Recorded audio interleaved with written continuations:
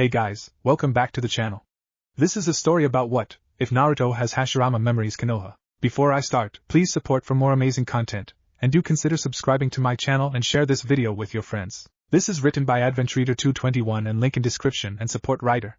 Let's start the video. Sounds of clashing blades can be heard around the area as men fought to the death. A man inhales deeply before he releases a fireball of immense proportions at his opponent, forcing him to dodge out of the way. Suddenly, a voice speaks up as if remembering an event. The world has been embroiled in a series of endless battles.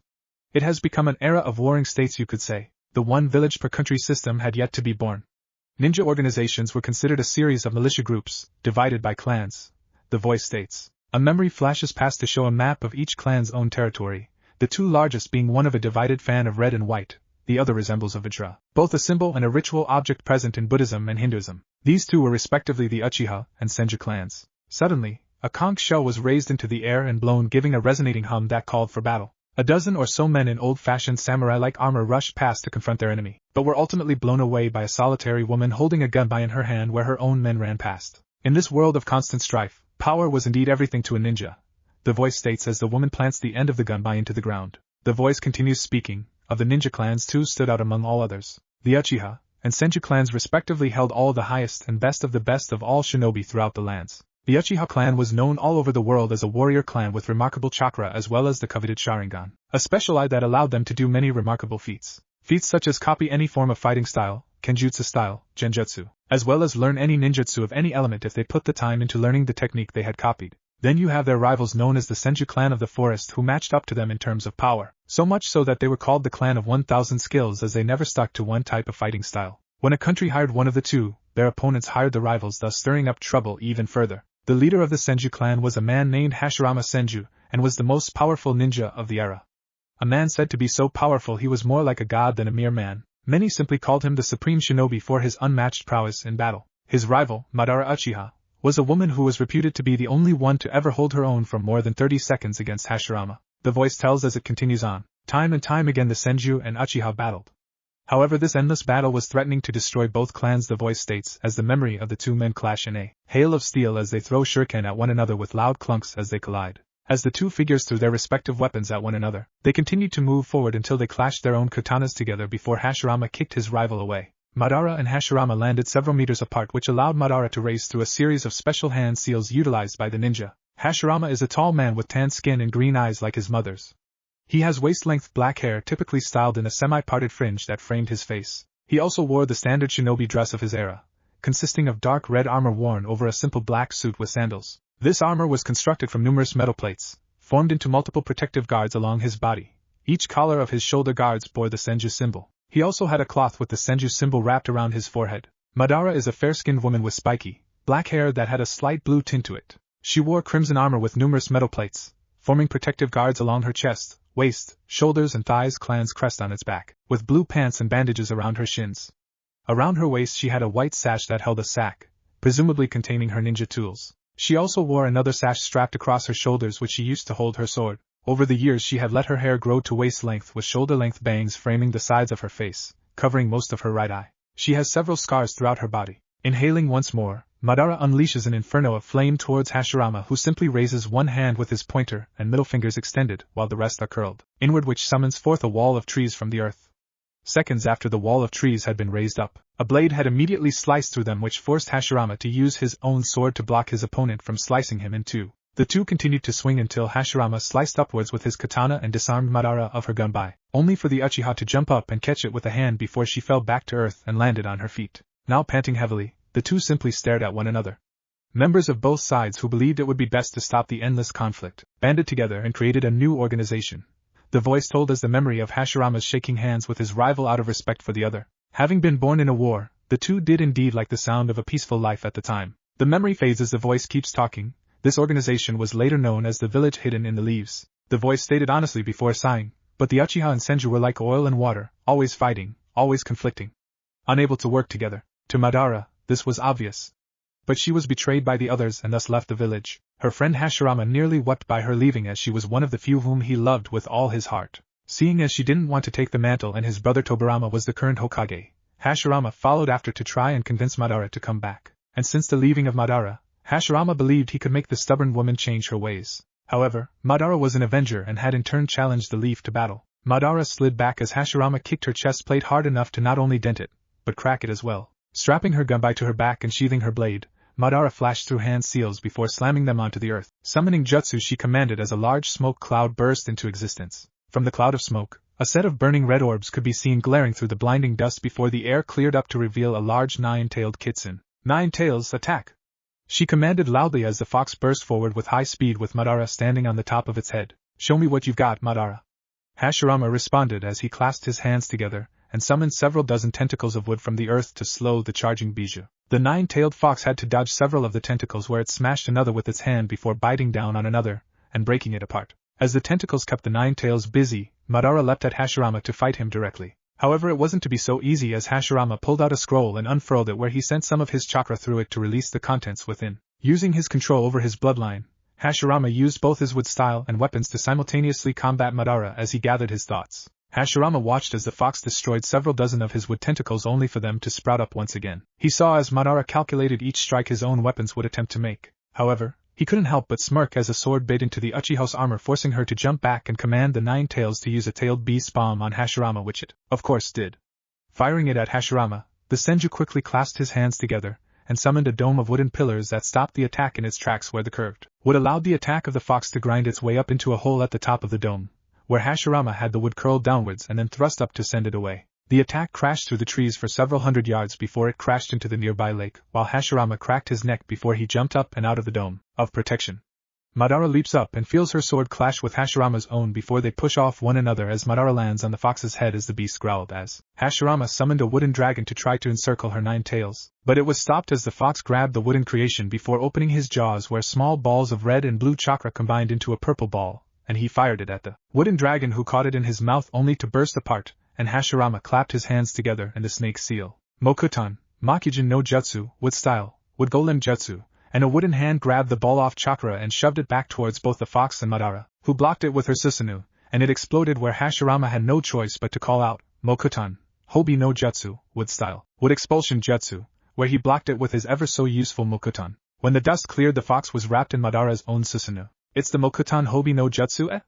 Perfect for taking on difficult beasts, Madara said, looking down at Hashirama. Hashirama looks at his friend with a smirk, so she wrapped the Susanoo around the Bijou like armor. Madara, you sly fox, Hashirama thought while he looked at his friend. One of the arms on the Susanoo that held the blade struck down at him, but 2 wooden hands rose up and caught the blade. I can read your swordsmanship, Hashirama said as he clapped his hands and thrust them outward and called out, Mokuton, Hote no Jutsu, wood style, laughing Buddha jutsu, and at his command a number of gigantic wooden hands that erupt upward from beneath the ground, which encircle and then attempt to restrain his enemy. The size of each of these hands is around the size of Fox's own head. Without even hesitating, Madara swung the other sword and obliterated all the hands as well as several mountain tops. The explosion and force of the swing tossed rocks and dust into the air, and Hashirama was forced to dodge, as he jumped on several large boulders and started leaping towards the sea. At this rate, this land will be completely obliterated.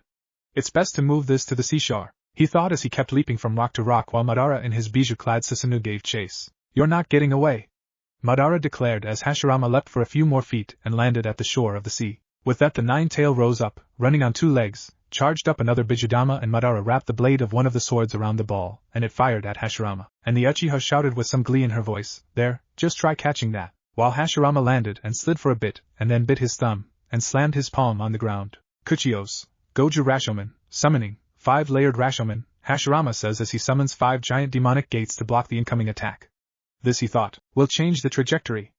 Madara finished the thought process as she narrowed her one visible eye. It was rather amazing that the two had such synchronicity when they fought. Such was the knowledge they had on each other when they fought. The bladed Bijudama flattened the gates with ease, but it was sent flying across the sea and hit a mountain on the other shore of a nearby outcrop of land that was uninhabited, and it exploded. When he saw this happen, Hashirama felt his eyes widen. All the way to the other shore? He thought to himself before he looked back towards Madara with a slight scowl on his face. Hashirama, it's been a while since we fought each other earnestly.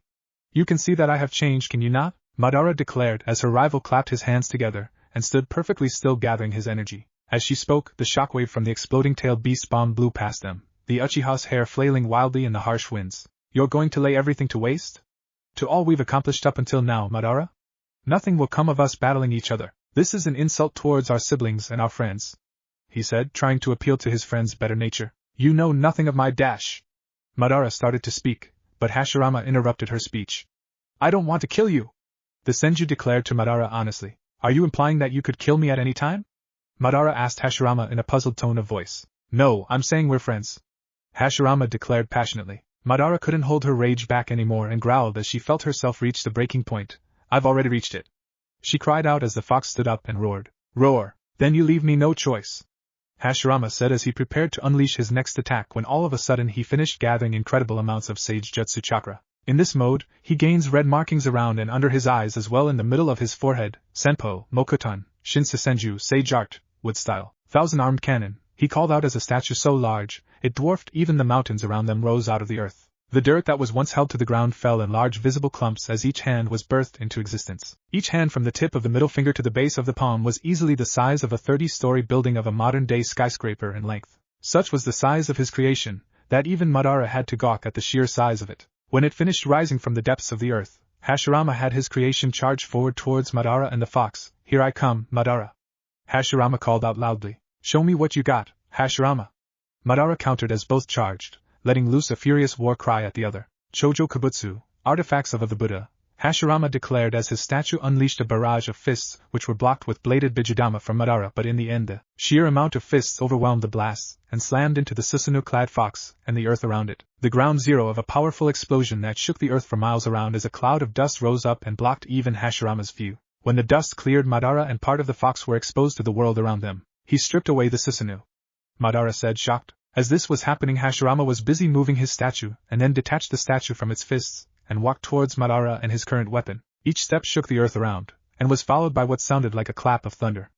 Hashirama had indeed earned the right to be called the Supreme Shinobi. Madara felt her gaze back towards the approaching Hashirama with a wide set of obsidian-colored eyes and a dropped jaw as she watched as the statue Hashirama created stopped to reach down towards the fox and grabbed it around its body, which was tiny compared to the statue, holding him still, and then the wooden golem atop the main statue's head that was wrapped up by a wooden dragon proceeded to rise up before it leapt down, and with the palm extend, with the kanji for peace on its palm. Here I go, Hashirama declared as his golem leapt down. Kakwan Niten Suishu, 10th Edict to Enlightenment, he declared as the golem touched the fox, forcing Madara to leap away, realizing the danger. As soon as the palm touched, the red glow of the fox's eyes dimmed, and he soon fell asleep.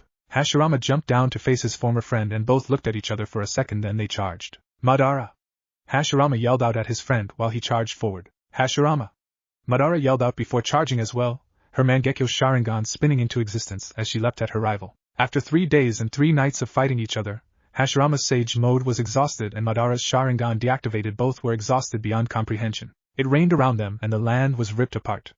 Madara smiled and glanced at her rival. This time you won't reach the other side, she declared as they both charged each other across the river that was formed from their conflict. There was a small katana in Hashirama's hand and gunbai and scythe in Madara's hands. They both clashed samurai style and Madara was able to land on her feet, but Hashirama collapsed into the water.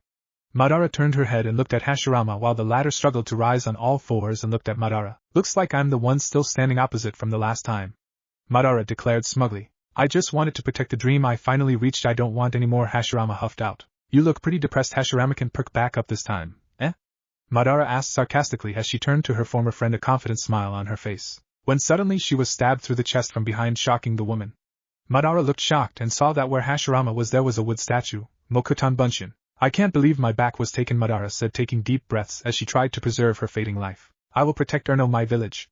No matter what, I still believe to this day that protecting the village will lead to the protection of the people, shinobi and children. I will not forgive anyone who threatens the village, be they a friend, sibling, or even my own child, Hashirama growled out as Madara collapsed to her knees defeated. But I chose Konoha and you chose her. She blinked once, twice, and Hashirama forgot how to breathe. She was holding back tears. She was about to cry. Why did you choose her, when you didn't choose me? She breathlessly pleaded to know. Madara, the woman, shivered at his voice, sending another lance of pain through her chest, but she pushed it aside to listen to the man. I didn't, you're wrong. I didn't choose her over Konoha, he said softly. I chose both. Why? She demanded, her low, smoky voice cracking around the word, why her, and not me? What does she have that I don't? I'm stronger, faster, better in every way. Her voice broke, and Hashirama inhaled sharply as a tear rolled down his cheek. I am more of a woman, aren't I? Madara, he said again, struggling for words. He hadn't expected this. He hadn't expected these kinds of fears, these insecurities. She saved him the effort by reaching up to grab his ruined armor to pull him down and mashing her lips against his. Hashirama jerked, flinching away from the pain of the movement and the lips of the woman who was doing her level best to end the world they helped change. She forced her tongue past his lips, warm and eager, but he avoided its touch. He pulled away as far as he could, which wasn't very far, making protesting noises all the while. She finally relented, her crimson breastplate heaving as she leaned back. Hashirama shook his head gently. We made different choices, led different lives. It's in the past now. This whole thing, this plan of yours, isn't going to change that. Hashirama forced his body to move, to reach out and cup a porcelain white cheek in his hand. She leaned into his palm, gripping it tightly in her own. Move on, Madara, he implored. Her hand tightened around his, but her strength was rapidly fading from the lethal wound given to her by the man she loved. You've changed, Hashirama. You've got your priorities backwards. Eventually it shall someday lead the village to darkness. Madara told her rival and former friend just before she collapsed onto her side dead. A few seconds later Hashirama collapsed completely exhausted. Minus 60 years later, Konoha outskirts. Namikaze Minato, the Yondaime Hokage, drew upon the last of his chakra as he and his wife gazed at their beloved son. The Sandaime and his squad looked at the tragic scene with tears flowing down their eyes. Fuinjutsu, Shiki Fuin, the death god materialized behind Minato.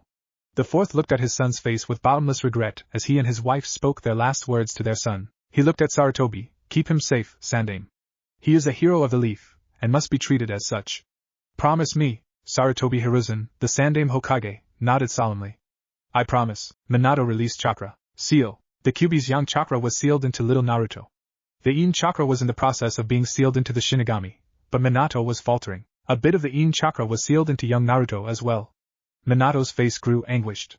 Kushina had already passed out, but he could still feel her life force faintly. He would not let his son be tainted by the fox's malice.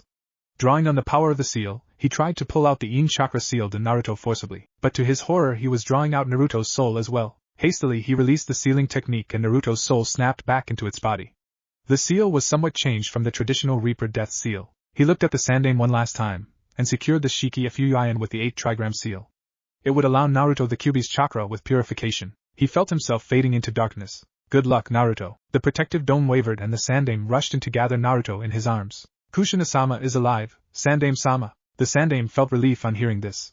The child would not be alone. Get her to the medics, now. I will take Naruto myself. The consequences of this day's events would be beyond comprehension. 14 years later, Uzumaki Naruto was currently bored. So bored in fact that he had his head lying comfortably upon his desk, drooling onto the floor, a clear indication that he was drifting off to sleep. Naruto was predictably reaching for one of the multiple bowls of miso ramen floating around in his dreamland. His drooling increased to what one might call gross levels and he let out a rather happy snore. The food of the gods. Naruto was rudely awakened from his fantasy land and excitably jumped onto the table. He looked around energetically before fixing his gaze upon the one jutsu dreaded by all academy students. Iruka-sensei's demonic giant head jutsu. Naruto, you inattentive little brat. Tell me, why was Senju Hashirama the most feared ninja on the battlefield of the First War? Naruto scratched his head. Well, he could do a lot of powerful jutsu? A tick mark appeared on Iruka's visage. The class snickered at Naruto, Kiba Inuzuka taking particular pains to mock the dead last. Idiot! He could do a lot of powerful jutsu, he mocked in a sing-song voice. Shut up, dog breath! Naruto yelled. Iruka blew up yet again. Quiet. Unsurprisingly the class quieted down. Naruto, you will read up on the Shodai Hokage and give us all a detailed presentation on his life tomorrow, without fail. Do you understand? Naruto scowled. Yes, sensei. People really did not understand. How was he to read history without books, and how was he to get books without a library? They always refused to entertain demons in the village. They always called him demon. Why? His musings were interrupted by Iruka calling for the class to follow him for meditation exercises. He distractedly followed the rest of the class. Once they were all assembled, Iruka asked them to place a leaf upon their forehead and concentrate upon it, and it only. He said it would help them later in controlling chakra. Hey forehead, I guess you won't have any worries of the leaf falling off your forehead, will you? Naruto scoffed mentally at Ino and Sakura's bickering over their training. He had seen 2 graduating classes come and go, and this class was by far the worst to him. Satsuki, the lone wolf of the class, had turned away his friendship offer with harsh words. Sakura and Ino had always shot him down, so forget asking them. Hinata fainted whenever he was within 3 feet of her. Ha! The other 2 batches were okay, compared to this one. He would have passed out with them too, if not for the bunshin technique that needed to be demonstrated at the exams. Unfortunately, he always produced a sickly version of himself that looked ready to die. Thus he had endured in the academy as a failure, a daub. Satsuki always reminded him of being a daub, along with Kiba. Anger filled him as he thought of the multiple taunts he had endured, and the pointed glares he had received from the townsmen. Everyone seemed to hate him, and he did not know why. Concentrate, Naruto! Iruka snapped at him. Sighing, Naruto focused his attention upon the leaf on the center of his forehead. It was hard for him to remain still. No matter what others thought of him, he tried his best in the classes, never slacking off. He would command their respect in the end, no matter what. He closed his eyes and focused upon the leaf. It felt nice and calm. He showed himself to be a loudmouth and prankster for just one purpose only, to forget his childhood angst. If he kept thinking of his beatings and mistreatment, he would surely go mad. He had no happy memories, so he staved off his life's misery with pranks and such. Shrugging off his melancholy, he focused again. As usual, he felt the chakra of everyone in the room concentrated even more, and he could feel it. Calm and flowing. It was chakra, undoubtedly, but it felt so very different from his own. This felt powerful yet peaceful, intimidating but soothing. He felt connected to everybody. He could even feel the emotions of people around him. His always hyper-agitated mind felt calm for the first time, and he loved this feeling. He calmly let a dopey smile show on his face. However, what he didn't see or sense was one Satsuki Uchiha's eyes widening as he turned to look at him with a shocked face. Naruto! Naruto lazily opened his eyes. What, Iruka-sensei? That felt so nice, and you had to break me. What were you doing, Naruto? There was blue chakra coming out of your body. Huh, there was? I felt so good I could feel what all of you felt, and their chakras. Iruka's eyes bugged out. Tell me then, Naruto, what was I feeling? Proud yet frustrated. Satsuki here was shocked and awe-filled, I guess. Sakura was eager and horny? Ino was. Enough, Naruto. Iruka cried out, a tinge of pink in his cheeks. You will accompany me to Hokage-sama's office right now. Rest of the class is dismissed for the day. Go on, time is almost up anyway. With a giant cheer the class ran to the door, but the angry Sakura rushed at Naruto with her fist cocked. Sakura reached Naruto and swung her fist. Much to the surprise of the entire class, Naruto ducked calmly even without looking, causing Sakura to barrel into the desk and yell out in pain. The class was silent. Naruto had dodged that punch even without looking, as if he had eyes in the back of his head. Ha ha ha ha ha. Naruto was laughing, pointing at Sakura, who was crying. The class too broke out in smiles, even Satsuki's mouth twitched a bit. Sakura gave Naruto a nasty glare and left sniffling. The class was empty at last, with only Naruto and Iruka in it. How did you dodge that punch, Naruto? Iruka asked curiously. Oh, I could feel that she was angry with me, and her chakra was getting nearer and nearer. And I know exactly how she punches. So it was easy for me to dodge her. Iruka looked impressed and beckoned him to follow to the Hokage's office. Naruto followed easily. Unbeknownst to either of them, Satsuki had a pleased look on her face, her thoughts silent as she watched the two walk past her. So you have returned to this time with me after all, Hashirama? God, he felt so much better after the leaf meditation thing. It was like he could feel the chakra of everyone within sight, and their feelings to a certain degree. He could feel so many presences and their emotions as he proceeded towards the old man's office. Iruka knocked on the door, and the old man's voice asked them to come in. Ah, Naruto! Iruka! To what do I owe this pleasure? Naruto, however, closed his eyes and extended his senses as he had done in the leaf exercise. 4 chakras. 1 felt like a raging fire, 2 felt like water, and the last felt like lightning. They all seemed bored yet aware, but the old man's chakra felt huge, like an ocean. He opened his eyes and looked at the old man in awe. Old man, I never knew you were so strong. The Hokage shot Iruka a questioning look. Ah, Hokage-sama, that is what I am here to talk about. It seems Naruto here has uncovered a very strong sensory ability during the leaf focus exercise. He could feel even the emotions of the people in the room along with chakra. The Hokage looked astonished at Naruto. Well, Naruto, what am I feeling? I'm proud, surprised, and anxious? Can you feel anything or anyone else, Naruto? Yeah, I can feel 4 other chakras in this room. 1 feels like fire, 2 like water, and the last like lightning, and they all seem bored but alert. Sarutobi looked stunned, as did Iruka. It seems you can sense natures as well, Naruto. This is an unexpected development. We need to test out the limits of this ability of yours. Close your eyes. Naruto closed his eyes. Now focus like you did in the leaf exercise. Keep your mind calm and try to imagine yourself as a leaf. You are floating on the wind. Calm Lino and Journo emotions just. Naruto followed the instructions of the old man diligently. The Hokage's voice was hypnotic and calmed down his semi-agitated mind. He was the leaf. Bright blue chakra exploded around Naruto. He could sense so many people. The feelings were so intense that he tuned them out. There were so many chakras in Konoha, but none were as strong as the old man, but a few came close. Now Naruto, can you tell me what the chakra of the people near the north gate feel like? Naruto could visualize Konoha in his mind's eye. Casting his senses in the north direction, he glimpsed the gate. There were 2 chakras there. They were incredibly bored, and one felt like water and the other like fire. Opening his eyes, he said as much to the fire shadow. The old man nodded slowly. This is a very rare ability you have there, Naruto. It is called the sensory ability, and you seem to have an extremely strong one. To sense even natures and emotions, you are the second person I have seen could do that. Naruto looked excited. Who was the first, old man? Tell me. Tell me, Sarutobi chuckled. It was my first sensei, Senju Hashirama. You know him as the Shodai Hokage. He had a special chakra that allowed him to sense like you do. At this, Sarutobi's eyes narrowed in thought. There was no reason for Naruto to have sensory abilities. True, Minato had the sensory abilities of the second, but that was not even close to the versatility of Naruto's ability. Naruto had both range and sense. The botched ceiling of the fox came to his mind. Sighing, he reached for one of the many scrolls stored in his desk. Listen carefully, Naruto. The ability you have should not go untrained. It can be a major asset for the village to have a sensor of your caliber. So to further your ability, I am giving you this scroll. It is a documentation of sensory skills penned by Hashirama-sensei himself. Here you might find ways of training your ability. Treat this carefully and keep it secret. Flabbergasted, Naruto received the scroll with reverence. A scroll written with the first Hokage's own hands. Thank you, old man. I will become the best sensor in Konoha, believe it! Naruto said excitedly. I know you will, Naruto. Now run along. Naruto walked out of the building, cradling the scroll to his chest closely. Back at his apartment, Naruto unfurled the scroll carefully, restraining his excitement. His excitement dropped down considerably when he saw only a small paragraph on the scroll. Calm your mind, focus upon nature. Extend the sense inward, not outward. Enter your subconscious and face yourself. To be one with nature is to be one with yourself. The balance of yin and yang is the balance of chakra in nature.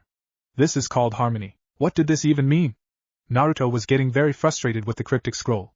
He decided to continue with what the Sandaime had taught him. Closing his eyes, he calmed himself as he did before. Again, he could feel the chakra of the world around him. There were 2 chakras near his apartment that were large and felt like fire, both of them. Shelving his anger at being watched, he continued with his sensory exercises. It was the same as before. What was he doing wrong? Extend the sense inward, not outward. He tried to sense his own chakra and was able to do so faintly. He tried even more, and he was astonished. There seemed to be 3 chakras flowing in his body. One felt like pure malice, all anger and hate. The second chakra felt familiar and comfortable, like it was truly his own. But the third chakra felt soothing but so strong. So potent. It felt like the opposite of the first. If anything, it felt like leaves, earth and trees. He could feel this very chakra all around him, and it was steadily flowing into his body. The second familiar chakra was fading fast and was being replaced by the soothing strong chakra. He delved deeper into his very nature and blacked out. Drip, drip, drip. Naruto woke up in what seemed to be a sewer with bad lighting and water up to his knees. He groggily followed the passage, which opened to a cell with bars so high and large that its end was not visible. The doors of the cell were secured by a single piece of paper with seal written on it. He peered behind the cell curiously, feeling unfathomable amounts of chakra behind it. It felt malicious and full of hatred beyond human comprehension. His mind almost shut down in response. Hello? He called out weakly. What seemed to be a mass of darkness opened 2 glowing red eyes and stared at him. A deafening roar came out of the darkness, causing Naruto to backpedal frantically and fall on his ass. The glowing red eyes focused upon his own. Ha ha ha. That was funny. Really, it was. The look on your face. You looked like a kid who had the stuffing scared out of him. The darkness behind the cell came to light, revealing a snickering giant fox. Naruto stared dumbfounded at this surreal sight. Then something else registered in his mind. The fox had 9 tails. Kyubi! He yelled, pointing at the fox accusingly. The fox stopped his snickering and inspected the human child in front of him. Yeah, that's me, kid. I knew you were smarter than you let on. No need to freak out. By the look on your face, I guess you have a lot of questions. To eliminate the more obvious ones, we are currently in your mind. When you tried to trace my chakra, you ended up here. And yes, the angry chakra is mine. And no, the soothing chakra has nothing to do with me, even though it is soothing. Naruto looked at the weird self-proclaimed Kyubi in front of him, and sweat dropped. Aren't you supposed to be an evil fox that threatens people and kills them for fun? And how are you in my mind? Kyubi looked amused. Fine, let us begin at that point. Listen carefully, kid. Before I ended up in your crack sewer of a mind, I was pretty normal, alright. No random rampages, though those are rather fun. I have near infinite chakra, but do you think I keep blowing things up forever? That is just hilarious. Naruto had to give the fox that point. But why are you in my mind? He asked. I was put in a genjutsu by a man I would gladly kill but sadly cannot. This genjutsu awoke my bloodlust and allowed him to direct my anger towards the village. I went on a rampage killing many ninja, before the Yondaime Hokage confronted me and sealed me up in a newborn baby. Naruto was crushed. He could hardly think from the grief that filled his heart. His beloved 4th Hokage was the one that condemned him to a life full of misery and pain. Rage filled his heart as he thought of the numerous beatings, tortures and neglect he had received from the villagers. Why was it him? Why? He had reasons, kid, and I will tell you those reasons if you will do something for me. Naruto looked at the Kyubi with grief-filled eyes. What do you want? Look around this place.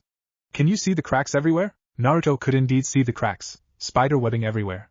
The place looked like it was about to fall apart, but still held firm. The cracks seemed to radiate the same soothing chakra he had felt. Yes, I can see it. Good. Let me explain to you what seals are briefly. Seals are constructs that allow extreme manipulation and programming of chakra. They are expressions of the mind. Your yondaime sealed me in with an extremely powerful one. But something went wrong with the sealing, which is all I can remember. The cracks in this place indicate that there exists another aspect beneath this layer of the seal. Now, all you have to do is continue to try and sense only the nature chakra flowing through your body. Got that? Do that and I will be able to see just what it is that lies beneath this layer that allows me to get calm so fast. Naruto easily deduced that the calming potent chakra flowing through him was the nature chakra Kyuubi spoke of. His agitated mind sought the refuge of that chakra automatically. He focused upon the nature chakra and it alone. His mind calmed down fast, and he could feel it building in his body. It was dominating the other two chakra energies. He dimly got the sensation that the Kyuubi was smiling peacefully. Shaking off his thoughts at such weirdness, he focused even more. The enormous chakra of the Kyuubi was sidelined till he could barely feel it, and the familiar chakra which was probably his own was fading away. With a final rush, all of his own chakra was replaced by the nature chakra. He could feel his body adapting to the new chakra, the network enormously changing to accommodate its new fluid. Wondrously, he felt little pain. It was as if his already formidable resilience and healing were magnified tenfold by the nature chakra. He felt complete. If he thought he could sense well before, it was nothing compared to what he could do now. He could sense everything. It was more reliable than his eyes, ears, and smell. He could sense chakra and emotions to an acute level. Hell, he could even sense the wind caressing his body, the blissful moisture in the air, and even the earth for miles and miles and all those connected to it. He opened his eyes and saw the smiling Kyuubi in its cell. His mind, as the Kyuubi put it, was now almost covered with cracks and the water in the sewer was rushing chaotically. In a rage. He had never felt this calm or strong before. His mind felt so clear and his thoughts so fluid. Now what, Kyuubi? The Kyuubi smiled beatifically. Kid, what you have done, only one person has ever done in history. Continue what you did before, turn your senses inward, go on. Naruto determinedly turned his sense right back inward. Something was just beyond his reach just there. He began reaching for it. Unknown to him, the walls of his mindscape were close to bursting, but the Kyuubi's cell was intact. Naruto was in ecstasy. He had never felt this good before. So powerful, so strong. The forests around Konoha seemed alive. Each and every tree in Konoha seemed greener and glossier all of a sudden. It was almost as if nature itself was heralding a hitherto unseen event. Something sacred. Nature chakra filled Naruto's mind and body to the brim. He took in more and more. He could feel the imperfections of his body correcting themselves. His ramen-induced malnutrition was being erased completely. His pale and sickly skin was regaining its color. His pale yellow-colored hair was becoming burning gold in color. He could not even remember who he was in the torrent of potent nature chakra. Hashirama. The name floated in his head. He latched on to the name, trying to regain his identity. The chakra was ecstasy so strong that it was painful. Hashirama. There was that name again. It meant something. What did it mean? He opened his eyes and could see the Kyuubi clearly. It seemed to be shocked, in a foxy sort of way. Suddenly the fox faded out of sight, and visions assaulted his mind. So clear that he could say he lived them. Thousands upon thousands of them, an entire lifetime. Visions of wars and peace made by him. Of treaties and trust created by him. Of love and betrayal experienced by him. They all assaulted him with the force of a battering ram. He was reeling, but through it all, there was a sense of unfathomable power, indomitable will and bottomless compassion and love. A name. He needed a name. Who was he? The memories continued through childhood, youth, and up to a battle with his dearest friend. Battles fought and lost. Comrades gone and saved. These were too vivid and the feelings too personal to be just visions. They were memories. He could not stand it anymore. It was too much. He was dimly aware of himself screaming at the top of his voice, and he could sense inconceivable amounts of chakra being released by him. Naruto. He was Naruto. Names were beginning to associate themselves to the memories he had just experienced. Sarutobi Hiruzen, Uchiha Izuna, Midokado Hamura, Shimura Danzo, Senjutoka, Tsunade, Nawaki, Senju Tobirama, Uchiha Madara. The names went on and on with the memories associating themselves again with names and integrating themselves into his persona firmly. He had now lived to live the short life of a child called Naruto, and the illustrious life of a man, no legend, Senju Hashirama. He was both Senju Hashirama and Uzumaki Naruto. His personalities were merging, both old and new. He suddenly gave out, wanting to escape the strain of 2 lives lived. He blissfully slipped into slumber, but Naruto's unconscious mind was working overtime. His chakra network was being modified to suit the needs of the legendary chakra of the Shodai. His muscles were being rebuilt by the nature chakra from their near-atrophied state to something much stronger. But his mind was undergoing the greatest change, incorporating the extremely massive knowledge and experience of Hashirama into itself. Any saplings planted in Konoha suddenly burst into trees. Flowers bloomed everywhere in Konoha's forests, as if it were springtime. Something wonderful was being returned to the world. The next day, the alarm clock blared hard, causing Naruto to wake up abruptly and bring down his fist hard on the damn thing. Crash! The clock and the table on which it was seated broke into pieces, splinters flying everywhere. The noise caused Naruto to wake up with a rush. He stared blearily at his wall clock, noting that he had around 10 minutes to get to the academy. His return to consciousness brought to attention the unmasking of his previous life. He knew somehow that it was no transfer of memories or skills, no experiment gone right or wrong. It was him remembering his previous life.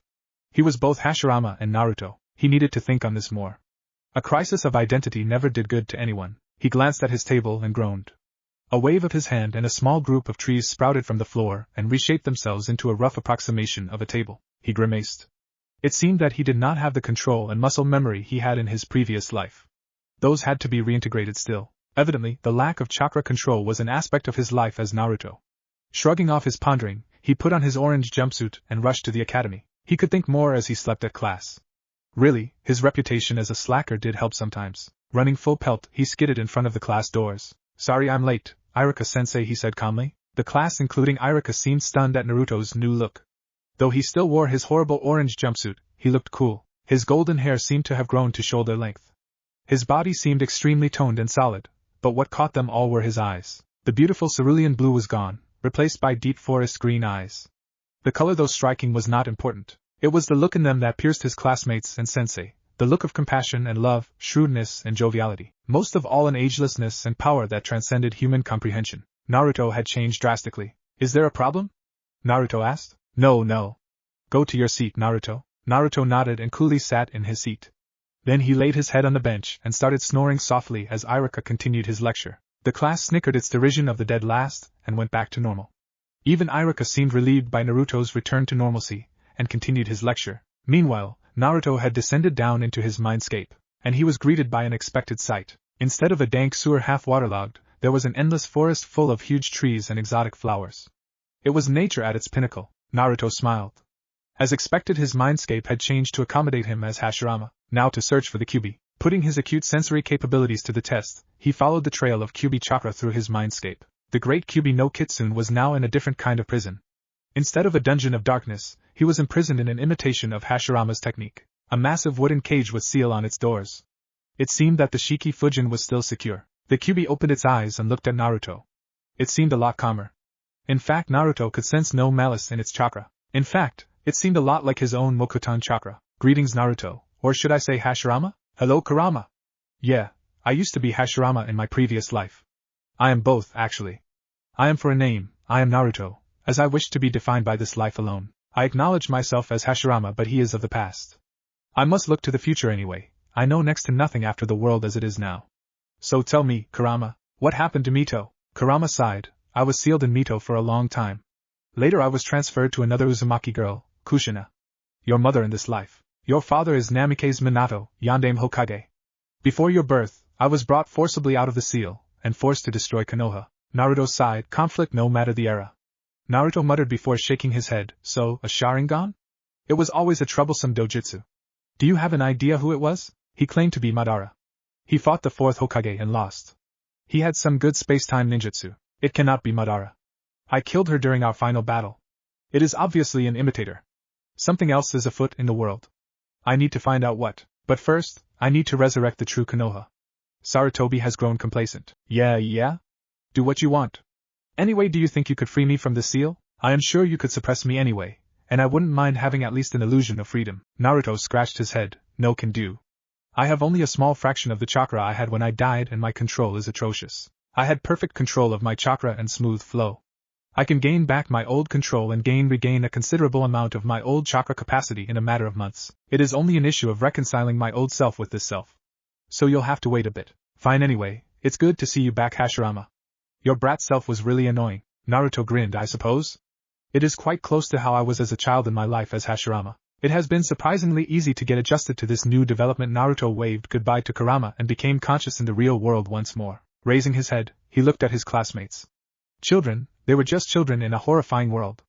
Konoha had fallen far. He had to help these children become shinobi fast, or they would die within months of becoming genin.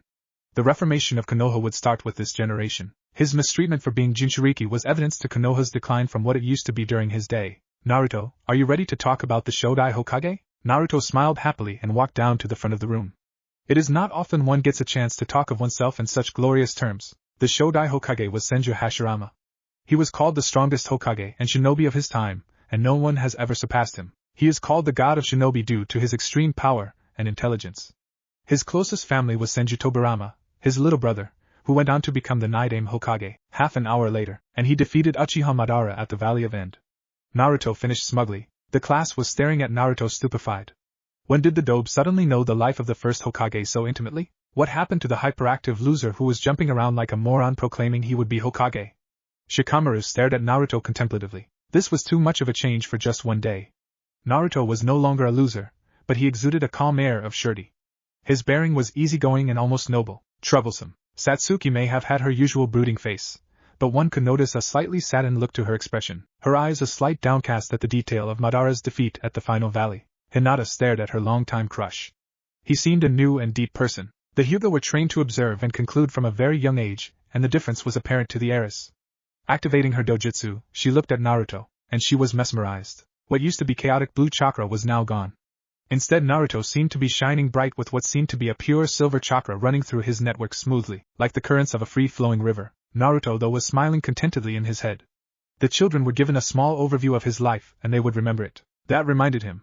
He had to find out what happened to his clan. There were no Senju children in the classroom. So much to do. Well, he had to lay low until he was a genin prospect. Then he would have access to shinobi resources and he could gather information. Till then he would perfect his chakra control and that would help his instinctive healing as well. Ignoring the lectures of Iruka, he focused once more upon his life as Hashirama, ordering and remembering with increasing clarity. He would continue to remember and regain as time went by and he trained. Genin examination. Naruto yawned as he saw Iruka calling for students to administer their qualifying exams. He sighed as he thought of the falling standards at Konoha. In the months since his awakening, Naruto had fully integrated the memories of his past life. He was not Hashirama or Naruto alone, but both. His chakra control had skyrocketed, and it was almost the level it had been near his death. Absolute perfection. He had not yet tried his Mokuton Jutsu on a large scale, but he could feel that it would be easy as before. His chakra capacity was about 1/10 his original capacity, and growing rapidly, and his affinity to Doton and Suiton was as strong as ever. Surprisingly, he had sensed in himself a Futon affinity but not trained in it. It would look less suspicious anyway when he would have to actually work for something. His conversations with Kurama were most enlightening. He learned a lot of his mother, Uzumaki Kushina, and her life. Evidently she was quite the Kenjutsu and Suiton user, strong enough to rival the Yondaime. She also taught the Yondaime the art of Fuinjutsu. Her fate was still not clear to him. Kurama said she was still alive at the end of the ceiling, which meant she could have abandoned him. Not that he had any need for a parental figure. He had outgrown that in a different lifetime. Sighing, he put away any thoughts of Uzumaki Kushina. He had studied the books of history to catch up on what was happening in the shinobi world since his death. Apparently, the Uchiha were all slaughtered by their own prodigy Itachi. Itachi had then gone on to torture his little sister mentally before sparing her. He certainly sympathized with the poor Uchiha child and held no ill will towards her for her broody and ill-tempered nature. He needed to help the Uchiha child most of all, so he remained a dead last so he could be placed on that team. Uzumaki Naruto Mizuki called. Naruto always knew there was something about Mizuki that set him on edge. After his awakening it became even more apparent as he could sense the chunin's hostile intent from about a mile away. He pushed away thoughts of traitorous ninja and went to his teachers. He had a test to clear. He faced Iruka. Alright, Naruto. Perform the Bunshin, Henjin Kawarimi in that order, and you will pass. Naruto smiled. He performed the Bunshin alright. He did the perverted Oiroku no Jutsu version of Henge that amused him to no end.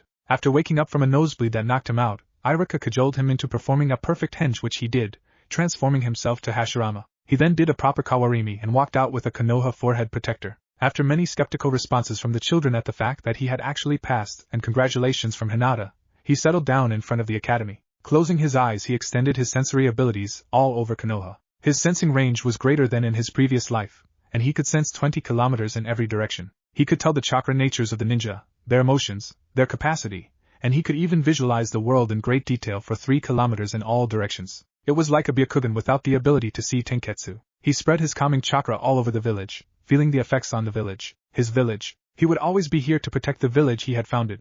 He could sense an incoming chakra, which had a Doton nature. The emotions were hostile, and upon deeper sensing he concluded it was Mizuki. Naruto? Came Mizuki's voice. Mizuki-sensei, is there a problem? Naruto asked. No. I come here with an extra test for you, which upon passing you will be made the Rookie of the Year. Smooth. Real smooth. I have deceived and destroyed entire armies during war. My power literally rearranged the map of Konoha. You think to fool me with such pathetic excuses? Naruto thought. He would go along with this, and see what Mizuki was planning. He could clearly sense the chunin's urgency and greed. What is this test, Mizuki-sensei? All you have to do is sneak into the Hokage's tower and steal the scroll of seals. Get the scroll back to me and I will put it where it belongs. So what do you say, will you take the test? Yes. When he took down Mizuki, he would have to keep the power he exhibited down to a genin level. It would not do for the world to know that Senju Hashirama was amongst them too early. He suppressed his chakra to his former near Kage level quantity and shot off towards the tower. He could sense Sarutobi in his office. He grinned evilly. He knew just what would take care of the old pervert. He faced the Hokage as soon as he sneaked into his office. Naruto, what are you doing here? Oiroke no Jutsu.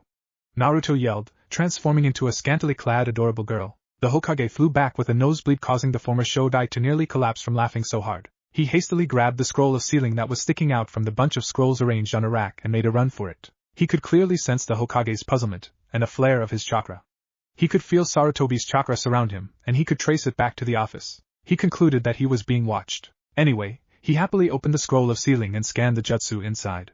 All were familiar to him, various elemental techniques, Shunshin, and Kage Shuriken no Jutsu. He was particularly intrigued by the Kage Bunshin technique that his little brother Tobirama created a few years after he had died. It seemed a good substitute for his wood clone, even if a little inferior. He could comprehend the kenjutsu fast enough. He was Senju Hashirama, after all. Suddenly he could feel a chakra approaching him. Irika. He calmly waited for the man to approach him. Naruto, what are you doing with that scroll? Mizuki-sensei asked me to get this scroll for the rookie position. I passed. Isn't that great, Irika-sensei? Naruto exclaimed, jumping up and down childishly. Yes, that's great, Naruto. Now give me the scroll. Mizuki's voice joined the unfolding drama. Don't, Naruto, he is a traitor trying to use you. Quiet, Irika.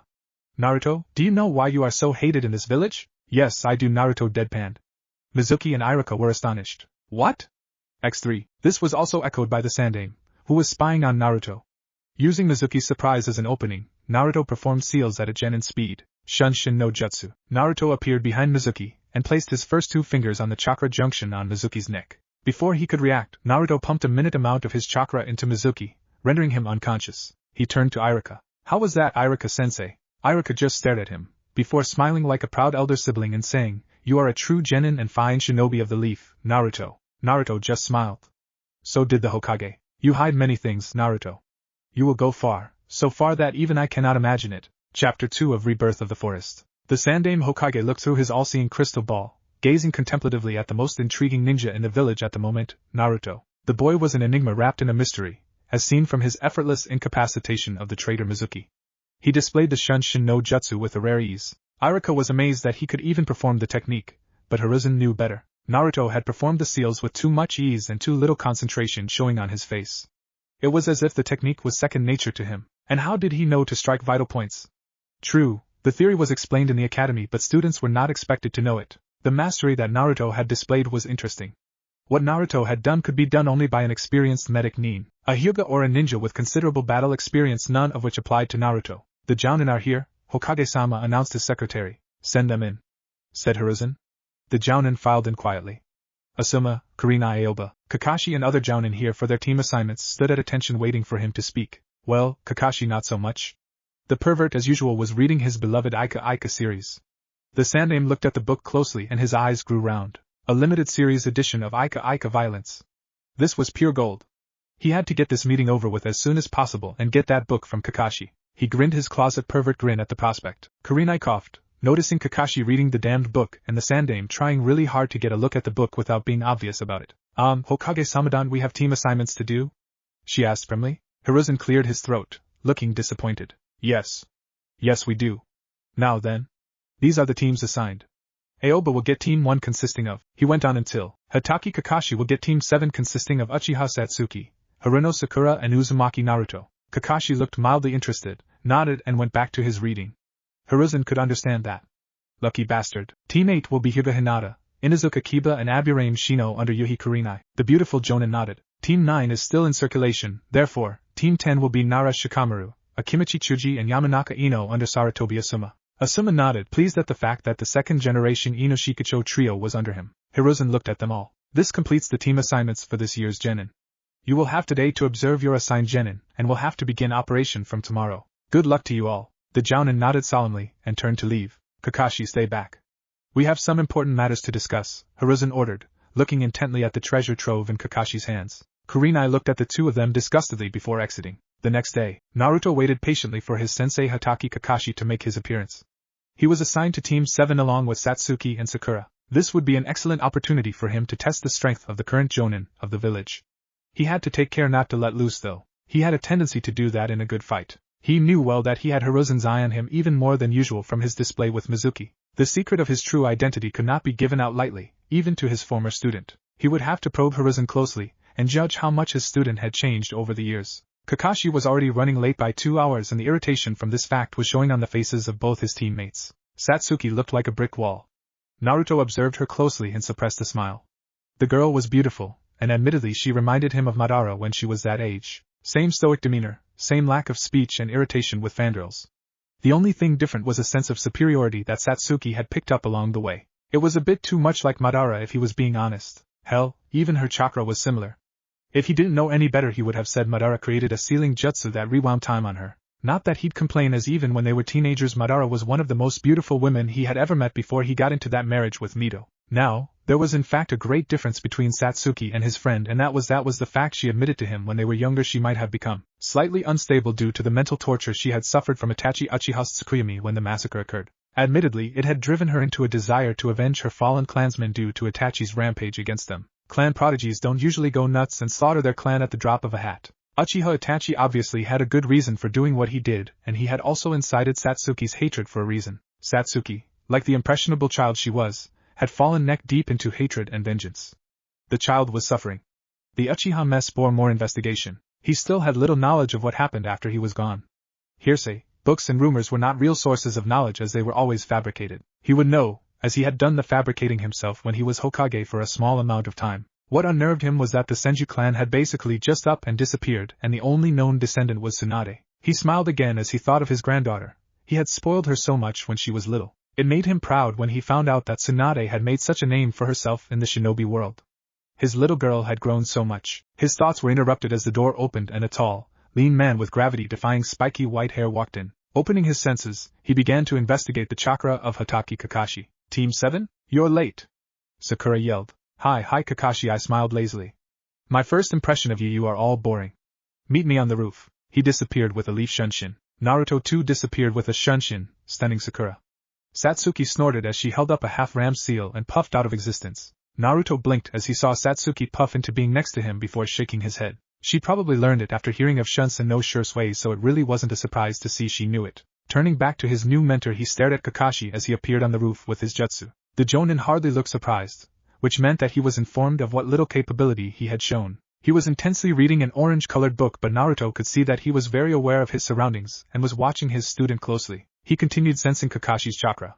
The jonin had about as much chakra as he did before his awakening, which was good. He could sense 3 natures in the man's chakra, Raiton, Doton and Suiton. Not bad. And he could sense something all too familiar about his covered eye. Sharingan. He sensed the chakra surrounding the eye carefully. The chakra emanating from the eye was far more sinister than a normal Sharingan. Manjikyu Sharingan. Either his sensei was a power-hungry maniac, or he had experienced intense loss. The latter option seemed more plausible, as he was a shinobi under Hiruzen. Also his emotions were all over the place. Surprise, regret, pride. Why would the man feel pride? This man was intriguing. He would have to find out more about him. His musings were interrupted when Sakura opened the door to the roof and joined them.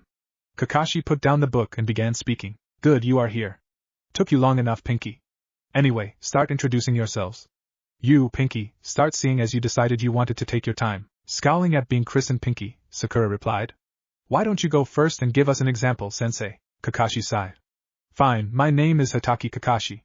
I have many likes, dislikes are too many to name. My dream is none of your business. I have many hobbies, he finished and stared expectantly at Sakura. Naruto's sweat dropped. He had just gotten the name of the man. Not that he was any different when he helped Tobirama teach Saru as a kid. My name is Haruno Sakura. I like. She blushed and stuttered silently. Naruto had to resist groaning in annoyance. I dislike Naruto. Naruto merely shook his head. Children. My hobbies are, she blushed deeply again. My dream for the future is a final blush before she gave a high-pitched squeal. Damn, this child needed a major overhaul. At most she'd die on her first B rank if not her first C rank. Kakashi sighed once more. You next, Blondie. Naruto stared at Kakashi, and began his own introduction. My name is Uzumaki Naruto. I like forests and gardening. I dislike traitors and power-hungry maniacs. My dream for the future is to increase Konoha's power and prestige as its Hokage. My hobbies are practicing my jutsu and reading research texts on the nature of chakra. Kakashi stared at him before blinking a couple times. There was much more to Naruto than those academy reports said. Those forest green eyes of his were too unnerving. They were ageless and compassionate, and the boy himself radiated unbridled power. Kakashi wasn't a jounin for nothing. He knew Naruto was suppressing his chakra to seem like it was at its previous levels. He had observed the boy with his Sharingan the previous day and found that his chakra network was extremely superior, even more so than Minato-sensei. He was obviously letting only a fraction of his true strength show, and it alarmed Kakashi that what chakra he allowed to manifest was about as much as the Sandaime. There was the matter of his chakra itself as well. It was pure shining silver, instead of the usual bright blue. The Kyuubi chakra was nowhere to be found in his network. It was as if he was not a Jinchuriki. He had to watch out for his sensei's son. You go next, broody, Satsuki snorted. My name is Uchiha Satsuki. I like nothing and hate everything. My dream, no ambition is to kill a certain man, and restore my clan. As for hobbies, I like cooking and trying out new culinary dishes that have tomatoes as a main ingredient.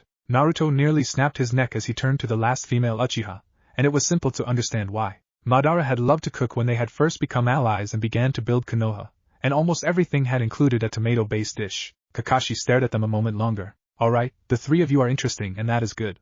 Meet me tomorrow at Training Ground 7 at 6 a.m. for the real genin test. What? Sakura yelled. Naruto sighed. The girl did not know the meaning of calm speech. The exam you took at the academy was merely a filter. This is the real survival test, and I warn you, the pass rate is not very encouraging. Oh, and do not eat any breakfast. You don't want to puke all over the ground, do you? Kakashi waved at them and disappeared. Naruto turned to his teammates. Satsuki, Sakura. Do you want to get some ramen and get to know each other better? Sakura didn't even look at Naruto and ran off to do God only knows what. Satsuki, however, nodded her head. Yeah, I wouldn't mind that, she stated before looking at him. Besides, I want to talk to you about something, she said before she pulled out a key. Here, come by my compound and we'll talk at my house. Come by my house at 5 this afternoon, and I'll have dinner ready tonight at 7, don't be late, she said before she leapt off the roof. Uchiha compound, 4:30 o'clock. Having arrived 30 minutes early, Naruto couldn't help but feel as if something was off about Satsuki's sudden kindness. Knocking on the door, Naruto had to wait for about a minute or so before Satsuki opened the door to him. You're early, she noted. Better than being late. You said you wanted to talk? Well, I'm here. So let's talk, he said, shrugging his shoulders. Meet me out back, we can have a spar, and then I'll decide if we can do some talking, she said before she walked back into the house. Naruto sighed before he simply walked around the house to the empty backyard that was large enough to have a general spar but with the use of minor jutsu. It was nice to say the least. He was pulled from his musings as he heard Satsuki clear her throat, drawing his attention. So, how do you want to do this? She asked him. Anything goes, no major jutsu and full contact is allowed, I guess, he said, more so for her than for him. He could keep up with a mere genin even as a small child himself. Satsuki smirked. Sounds good to me, she said. With that said and done, Naruto and Satsuki both shot forward towards one another. Naruto, having the superior strength, caught Satsuki's kick and punched her in the stomach, throwing the Uchiha back. Satsuki used her momentum to right herself and land on her feet, and shot back into the fight ready to continue. Naruto smirked at his opponent. He was as tenacious as himself. Naruto leaned away from a punch, jumped over a kick and spun into a hammer kick that Satsuki avoided and countered with a kick of her own that landed perfectly into Naruto's side. This time being thrown away, Naruto grunted slightly and landed on his feet. Shaking his head, he could only wonder how she had telegraphed his movements so easily. She was a lot better than she looked. Both of them shared a smirk before continuing their taijutsu warm-up. Naruto knew that he and Satsuki were even in taijutsu point-wise, so when Satsuki activated her Sharingan he was a bit surprised, so he kept a level head as the two of them stared at one another.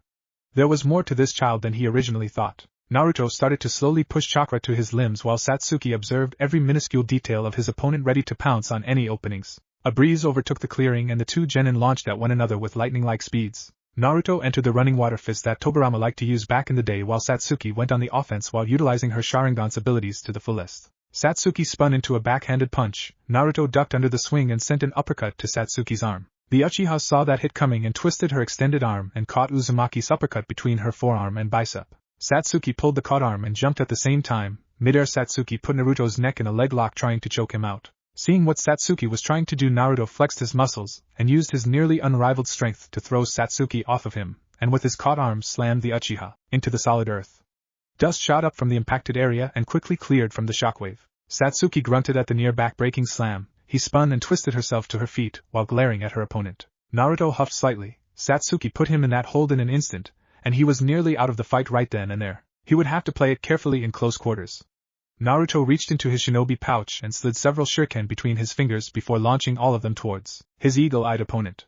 He was the fastest and could launch shuriken at faster rates, while Satsuki relied on pinpoint accuracy. Satsuki quickly palmed several shuriken and tossed them towards Naruto's. Having less at the time, he aimed them to bounce off each other to hit the excess shuriken that Naruto threw. Naruto and Satsuki continued throwing shuriken at one another at blinding speeds, both trying to break through the wall of steel that the other was throwing. Naruto winced as he was cut on the cheek, shoulders and legs. Satsuki could obviously keep track of Naruto's barrage much better than he could. Naruto took advantage of his superior speed and started throwing more and more while subtly weaving hand seals in between, trying to pelt Satsuki with dozens and dozens of shuriken. Naruto threw 10 more shuriken that were deflected by Satsuki once more, but as they clashed, Naruto smirked as he clapped his hands and wind exploded outward with use of the futon, Repusho, wind release, gale palm. All of the midair shuriken were blown towards Satsuki, all backed by a hurricane-like gale that upturned some of the soil in its path. Naruto smirked slightly to himself. That is the first jutsu I managed to learn outside of earth and water. This body has a natural affinity to wind, water as well as lightning. Let's see how you handle it when it's toned down. Naruto thought. Satsuki flared her chakra and with 2 hand seals sent out a massive fireball that stopped the shuriken in place and collided with the wind jutsu, causing an explosion that blew both of them off their feet. Satsuki steadied her breathing and unsealed the Chikudo before taking a stance. If Naruto was going to throw around ninjutsu, she'll need to get in his face before he could make seals. Naruto won't try to use a jutsu with a lightning-enhanced sword coming at him. He wasn't that stupid. Blocking and jabbing at one another, the two quickly ended up knocking their respective weapons out from one another's hands as Satsuki kicked both their wrists and then performed a sweeping motion with her leg that knocked Naruto down onto his back before she quickly pounced on him and grabbed him by his neck. It's you, isn't it? Naruto looked in a daze up at Satsuki. Her red eyes, products of decades of good breeding, were locked on his own with unnerving intensity. Straddling him as she was, her unreasonably long hair pulled around his head and cut off everything but her own shadowed features and vibrant crimson eyes. It was an eerie effect. Who's me? Of course it's me. Why wouldn't it be me? He asked, shaking his head in confusion. He pursed his lips. That hadn't made much sense. Don't play dumb, she hissed, leaning in closer. Naruto idly considered leaning up and bumping their noses. She had a cute nose, he thought, especially when it wasn't all crinkled up by a sneer. I can see it, she said, flickering from his eyes to his lips to the curve of his jaw, drinking it all in ravenously. With these eyes, I can finally see. That chakra, the way it clings to you. I see. Chakra, Naruto whispered.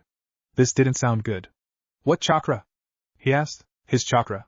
Satsuki quivered, and Naruto let loose a strangled gasp as she leaned in closer. I should have realized it sooner, she said, reaching out and brushing a few locks of hair from his forehead. It was right in front of me for years, but I never realized. I didn't want to realize. She laughed, and its bitterness made it no less pleasant a sound. Shaking her head, she gazed into his green eyes. To think you'd be an Uzumaki, she shook her head, hair brushing lightly against his cheeks. It's just too cruel. I don't understand, Naruto admitted. Satsuki blinked, looking back at him as if registering his presence for the first time. The rotating tomo surrounding her pupils spun hypnotically, luring him back into the fog. It's you, isn't it? She whispered again, tracing a finger against the scars on his cheek. He shivered. Hashirama? What? Naruto asked, wide-eyed. No.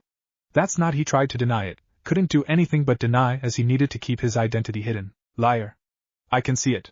The same chakra that connected me to him, now it connects you to this girl. The last word was spit like a foul curse, and Naruto grunted as the Uchiha dug her nails into his throat. My descendant, Uchiha Satsuki, the one who I have become part of in this life, while you are connected to this shell of a boy called a Uzumaki. Or did you forget? It was I who figured out that it was you planning on marrying both Mito and myself before Tobirama made it against the law for two clans to interbreed so as to maintain bloodline purity, where you chose that red-headed whore over me? Then again, you were kind of dense when it came to a woman's feelings, Satsuki said, her full red lips twisting in a scowl. Naruto felt his eyes widen while in the seal. Kurama was snarling in rage, slamming against the cage he was imprisoned inside of. Madara/Madara. They gasped/roared out. Satsuki, well, Madara, he guessed now, only smiled softly at him. Hello, my love, she said with a gentle smile on her face. Naruto shook his head. How? When? He asked. Itachi killed this poor girl with his Tsukuyomi technique before she had the chance to grow into the woman she was supposed to be. I remember dying in our fight, but it was like I was trapped in a world of darkness for countless decades or centuries. When I finally opened my eyes, I noticed I was in the hospital of the village, despite knowing that I had in fact died against you. They called me the heiress of the Uchiha clan, then they called me a name I didn't recognize, and that's when it dawned on me. I was reborn as a fellow Uchiha in the distant future. After I decided to simply live my life out, and hope that an end would come for me. But then you awakened your chakra for the first time, and I just knew, I could have you for myself now that Hormito was no longer around to block me, she said leaning in. You do realize we are in the bodies of young teenagers, right? Not even 18 years old. He emphasized. Madara snorted. Of course I know that, I'm not retarded. I've known you since we were 8 when we met at the river and started skipping stones to challenge one another, she stated. Is there anyone else from our time that's come back? Naruto asked. Not that I've noticed or sensed. So far it was only me, then you awoke your old chakra days ago, she said seriously. We have a lot to discuss, best head inside. Naruto muttered. 1 month later, Naruto looked at Hiruzen listlessly as he droned on and on about how missions were assigned and distributed to the various ranking shinobi. The past month had seen Team 7 doing various D-rank missions. This was just a euphemism for pointless chores. The D-rank they had just completed was one of the most annoying missions ever. They had gone to capture one cat called Tora. That damn cat was so elusive, it had mauled him and Satsuki mercilessly. Sakura did not even get her hands on the irritating fur ball. It had given them great satisfaction to see the thing squished to death by the daimyo's portly wife. Hiruzen had then gone on to assign to them even more D-ranks, and all 3 of them had put their foot down. Their united yell of vehement denial had made Kakashi proud. His kids were being a team, but Hiruzen was far from understanding as he and Iruka were now going on and on about missions and such. Naruto was currently holding a conversation with his tenant. Kurama looked at Naruto from his spacious cage. Hashirama, do you know why I have brought you here? The fox asked him seriously. No. Why? I know a way you can kill the masked man easily.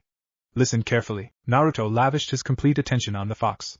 This could well be what he was after. Kurama had so much experience that he could well be called a baby in comparison. Just tell him about how you, the great Senju Hashirama, ran all around Konoha to catch a cat.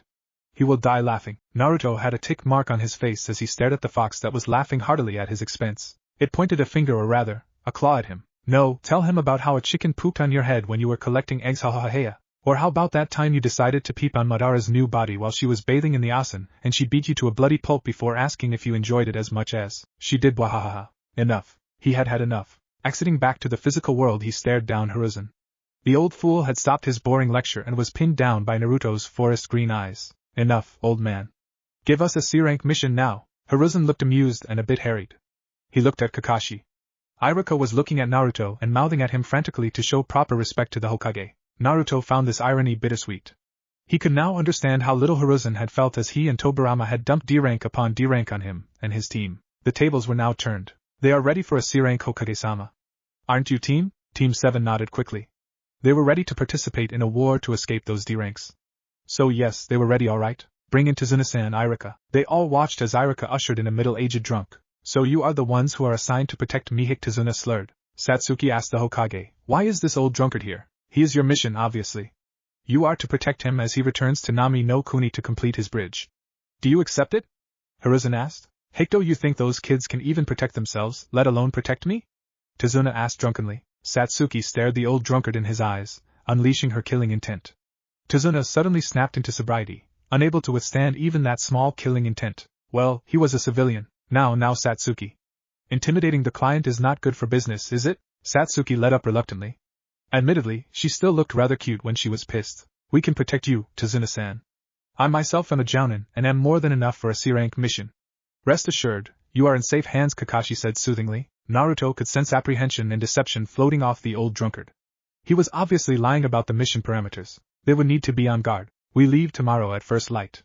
Meet us at North Gate, Tazuna-san, Kakashi said. Satsuki stared at Naruto with a gentle smile on her face. Sakura was all but ignored by Madara's new form and Hashirama all but wanted to strangle the useless child. Sakura never trained, never wanted to train, and she all but ignored her health. She was underweight, her body was underdeveloped and her chakra capacity was lower than any civilian back in the Warring Era days by a good margin. If she survived this, it'd be a miracle. As Naruto continued to follow the mission parameters and protect Tazuna, Sakura was thinking of Naruto and his change. Just a few months back, he was the comic relief for the rookies of Konoha. But now he had changed so much that he was not even recognizable. He used to be more of a little shrimp who wore bright orange and shouted about how he would be the Hokage. But now he was different. He still retained his bright personality, but he seemed wise and compassionate. Oh, and powerful. Untrained though she was, the aura of strength that surrounded Naruto of late did not go unnoticed by her. Or by anyone else. The rest of the rookies had asked Sakura just what had happened to the prank-loving doe. She had no answers for them. But she did know that Naruto was far beyond the reach of any mere genin. This realization had sobered her up. She had then resolved to want to train and stop holding Naruto and Satsuki back. She refused to be the weak link for Team 7. This did not go unappreciated by Naruto, who had kindly forgotten her previous indiscretions and restarted their relationship on a clean slate. She was happy. Team 7 was her family, and she did not let down family. Naruto walked down the road, letting his senses wash around the landscape in all directions, keeping alert for any threat. He found two. Said threats were currently disguised as puddles of water. He smirked in his mind. Seriously, that was a very substandard genjutsu. 1. It had not rained the previous day, and 2. There was no real water source nearby. Any ninja worth his salt would have noticed the two idiots. Both had water-natured chakras. He knew Satsuki and Kakashi had also noticed the puddles, by the fluctuation in their emotions. He looked at Satsuki and nodded. He received a nod in acknowledgement. Kakashi seemed as oblivious as ever. Suddenly the two puddles became ninja who wielded chain blades. They pounced upon Kakashi and tore him to shreds. Sakura let out a high-pitched shriek and froze on the spot. Naruto and Satsuki glanced at each other, and shot off at the two missing ninja. Satsuki formed seals fast and shot out a fireball at the nearest ninja, who countered with a water bullet. Naruto appeared behind the other ninja and sent a palm, which was blocked.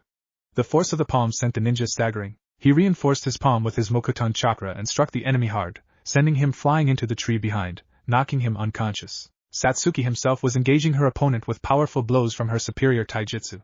Suddenly Kakashi appeared and knocked down Satsuki's adversary. "Kakashi-sensei!" Sakura cried in relief. Naruto nodded in approval, having noticed his substitution before. Kakashi glared at Tazuna. "This is no C rank, Tazuna-san. You have lied to us, and it is well within our rights to stop here." Tazuna was sweating profusely and explained about the shipping tycoon Gato. The wave country was apparently run over by his company and totally oppressed. The bridge built by Tazuna was the hope for the country, as it connected the island to the mainland and made Gato's shipping redundant. "Let us continue with the mission, Kakashi-sensei. That country is obviously in need of our services, and it will be good for Konoha to have a potentially prosperous country like Wave in its debt." Naruto reasoned with Kakashi. The Hokage in him was coming out to play. Kakashi sighed. "What do you two say?" he asked Sakura and Satsuki. Satsuki nodded affirmatively, as did Sakura. "We will continue, Tazuna-san." Tazuna sighed in relief and continued on the path towards Wave Country. Naruto followed, keeping his sensing active constantly. He needed a place to let loose his ninjutsu. Preferably a large and isolated plain. His chakra was very special after all, and any spike in it would be noted by Hiruzen and his old team, so he could not unleash even a small portion of his strength in Konoha. He would have to get reacquainted with Mokuton somehow. "Kakashi-sensei, I can sense two chakra signatures just ahead. Both are quite large, and one chakra is comparable to yours." "What do we do?" Naruto asked. Kakashi looked alert. "Be ready for an attack, everybody. Sakura, guard Tazuna. Satsuki and Naruto will back me up." They all nodded and proceeded onward. About half an hour later, Naruto could sense one of the chakra sources close and signaled his team. This person was clearly Jonin and had a strong water affinity, and his emotions were a kind of predatory rage. He would be a dangerous opponent. They suddenly heard a buzzing sound steadily increasing. "Get down!" Kakashi yelled, and everyone dropped down. A large head cleaver whirled towards them and missed them by a small margin. It embedded itself deeply in a tree by the edge. Crouched upon the blade was a masked ninja who stared at them steadily. "Sharingan no Kakashi, no wonder the demon brothers failed," he said in a deep voice, surveying the team with a critical eye. Kakashi too stared back. "Zabuza Momochi, demon of the bloody mist. All of you guard Tazuna. This fight is beyond you." Zabuza wrenched his blade from the tree and walked towards the group and stood opposite Kakashi. The environment around them was thick with the chakra they were releasing. The very air was heavy in anticipation. The two Jonin started leaking strong killer intent into the air. Tazuna, who was unaccustomed to this, sank down to the floor in terror. Sakura's face was set in a rictus of terror. Satsuki drew closer to Naruto, who stood there unconcerned by the ninja before her, and Hashirama as he gathered large quantities of his chakra. She was mesmerized by his chakra. It was beautiful. Naruto could see that the killing intent was heavily affecting his teammates. Drawing Mokuton chakra, he released it into the air, calming the frightened genin and client. Zabuza and Kakashi looked at this new phenomenon in interest. "Good trick, kid. Do you believe that will save you?" Naruto snorted. "Save the cliché threats, Zabuza. Tell me, where is your accomplice? A sensor ninja, right?" Zabuza asked, intrigued. "Silent killing won't work then." He suddenly disappeared and attacked Kakashi with a powerful swing of his giant blade. Kakashi blocked calmly with his kunai. The two then went on to engage in a fierce kenjutsu fight, shockwaves erupting from the collision of their blades. They were so fast that it seemed like rain hitting metal continuously. Zabuza tried to cleave Kakashi in two with a heavy swing, but Kakashi slipped under his guard and buried his kunai in his opponent's chest. Zabuza dissolved into water, and the original appeared behind Kakashi, and kicked him hard off the bridge right into the water. A clone of Zabuza formed next to Kakashi and trapped him in a sphere of water. Zabuza grinned. You are taken care of for now, Kakashi. Watch as I kill your genin right in front of your eyes. Kakashi cursed himself for failing to such a simple strategy. He had to intensify his training as he seemed rusty. Run! You are no match for him. Zabuza grinned again. That's right, brats. Listen to sensei and run. Leave the bridge builder though and I might let you live. I want Kakashi's head for my bounty. Satsuki and Naruto growled and Sakura flinched but gripped their kunai tightly. Naruto was irritated though. How dare that man threaten his comrades? He would need to put the creep in his place. Senju Hashirama did not run from such annoyances. Satsuki, Sakura, leave this to me and guard Tazuna, Naruto ordered calmly. Oh ho! It looks like the little genin is stepping up. You three are not true ninja. He suddenly stopped his dramatic monologue as he watched Naruto. Massive amounts of silver chakra exploded from Naruto, saturating the air and almost bringing Zabuza down to his knees. The ground around the blonde started cracking from the immense pressure.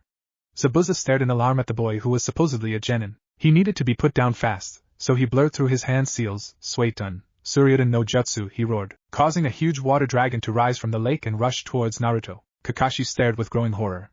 Satsuki snorted and Sakura closed her eyes at what she assumed was their impending doom. Naruto clapped his hands calmly in a serpent seal. Doton, Daichi no Kabe, he intoned calmly. A huge wall of earth rose to shield the group from the water dragon, easily dissipating it. Kakashi stared with pride and curiosity at the blonde who had performed a high-level jutsu casually with only one seal. Satsuki and Sakura were just frozen with shock at the display of such power. Zabuza frantically blurred through another seal sequence. Suiton, Daibakufu no Jutsu, he yelled, and a huge spiral of water rose from the lake and blasted with unbelievable force towards Naruto. Naruto did not release the serpent seal. Doton, Asudaragan no Tesu, he said quietly. The earth in front of Naruto exploded, releasing 4 huge earth dragons. 2 of them neutralized the onrushing water jutsu, and 2 collided with Zabuza, sending him flying. He was obviously grievously injured when he landed heavily on the shore. Before Naruto could finish the job, the dormant accomplice appeared and ran with Zabuza fast. Kakashi appeared next to Naruto. Leave them, we will be ready for them later. Tazuna-san, lead the way to your house. Sakura and Satsuki, protect him. The 3 nodded and went on, still staring at Naruto with awe. Kakashi gave Naruto a hard glare. You have a lot to answer for, Naruto. Chapter 3. Chapter 4 is out at last. Enjoy. It was the day after Team 7 confronted Zabuza. A day after Naruto drove Zabuza back effortlessly and ignited suspicion in Kakashi's mind. Naruto sat at the shore of Wave Country, the wind ruffling his hair.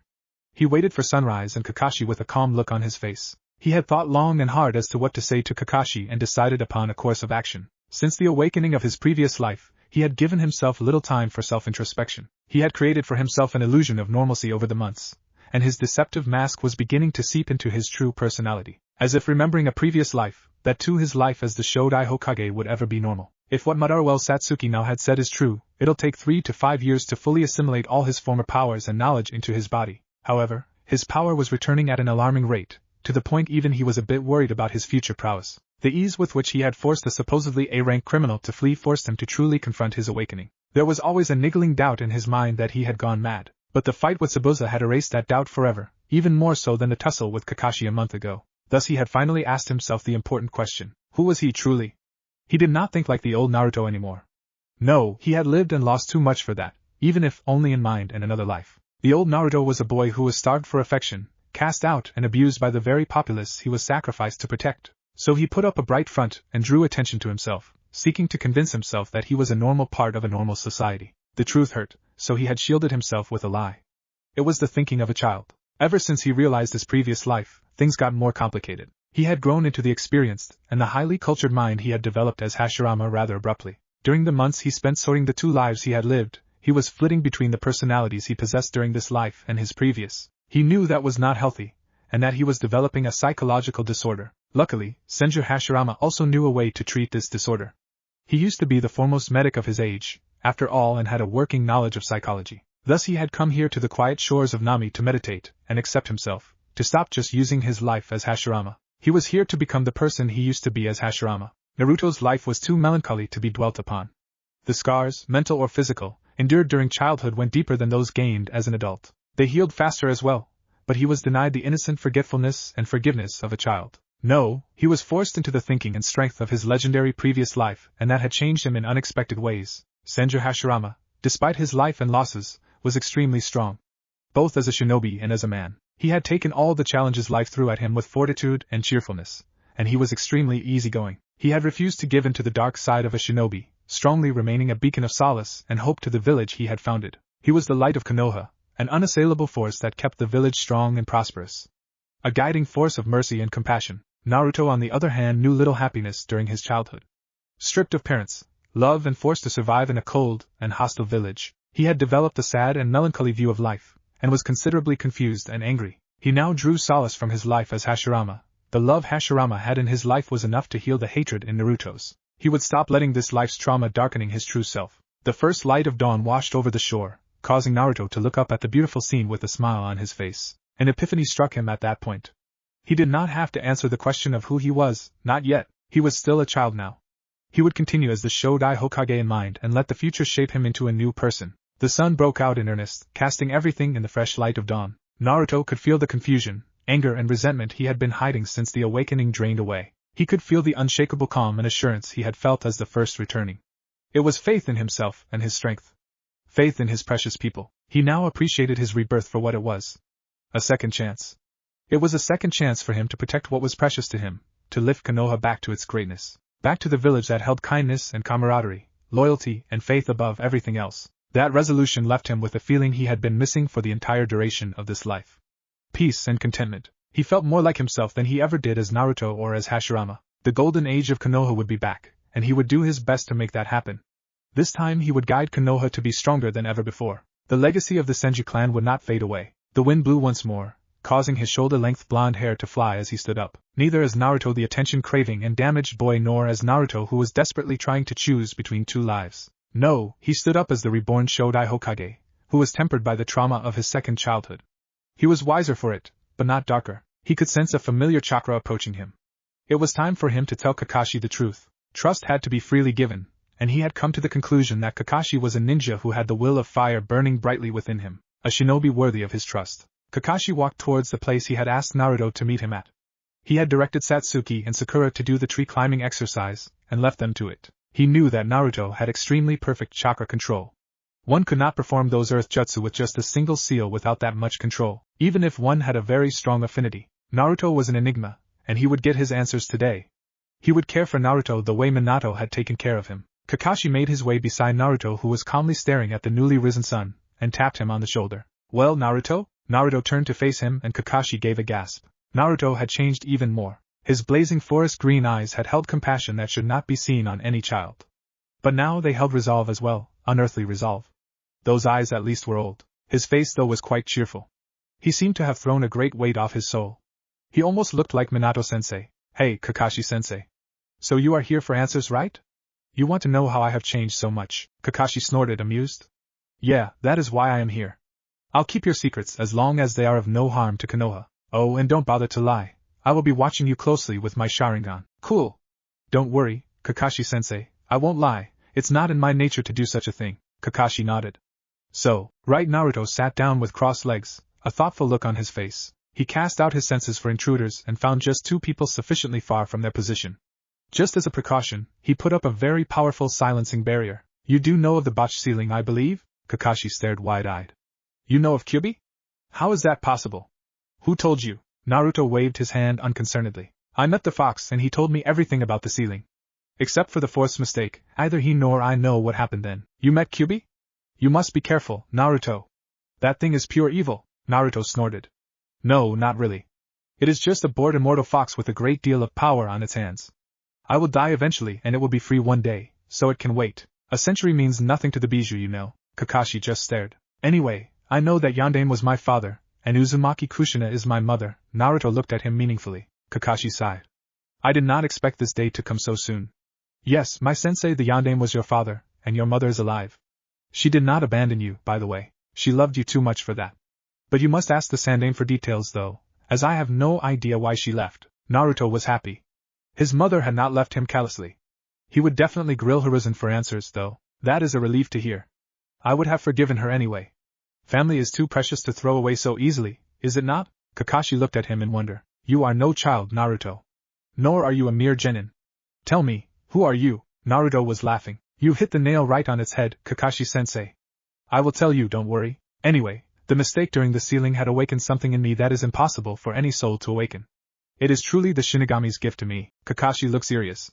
What did you awaken? It did not happen until a few months ago, when my old sensory abilities manifested stronger than ever. Has to do with the absorption of my Uzumaki chakra, I guess. Naruto started, mumbling theories. His tangential thought process was cut off by Kakashi's sharp voice. What do you mean, your old sensory abilities, Naruto?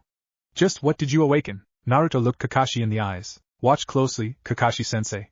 You will not believe what I say without me showing you. Naruto turned to the opposing shore, which was just visible. Tazuna's half-complete bridge lay far to their left. He gazed at the bridge, calculating and visualizing.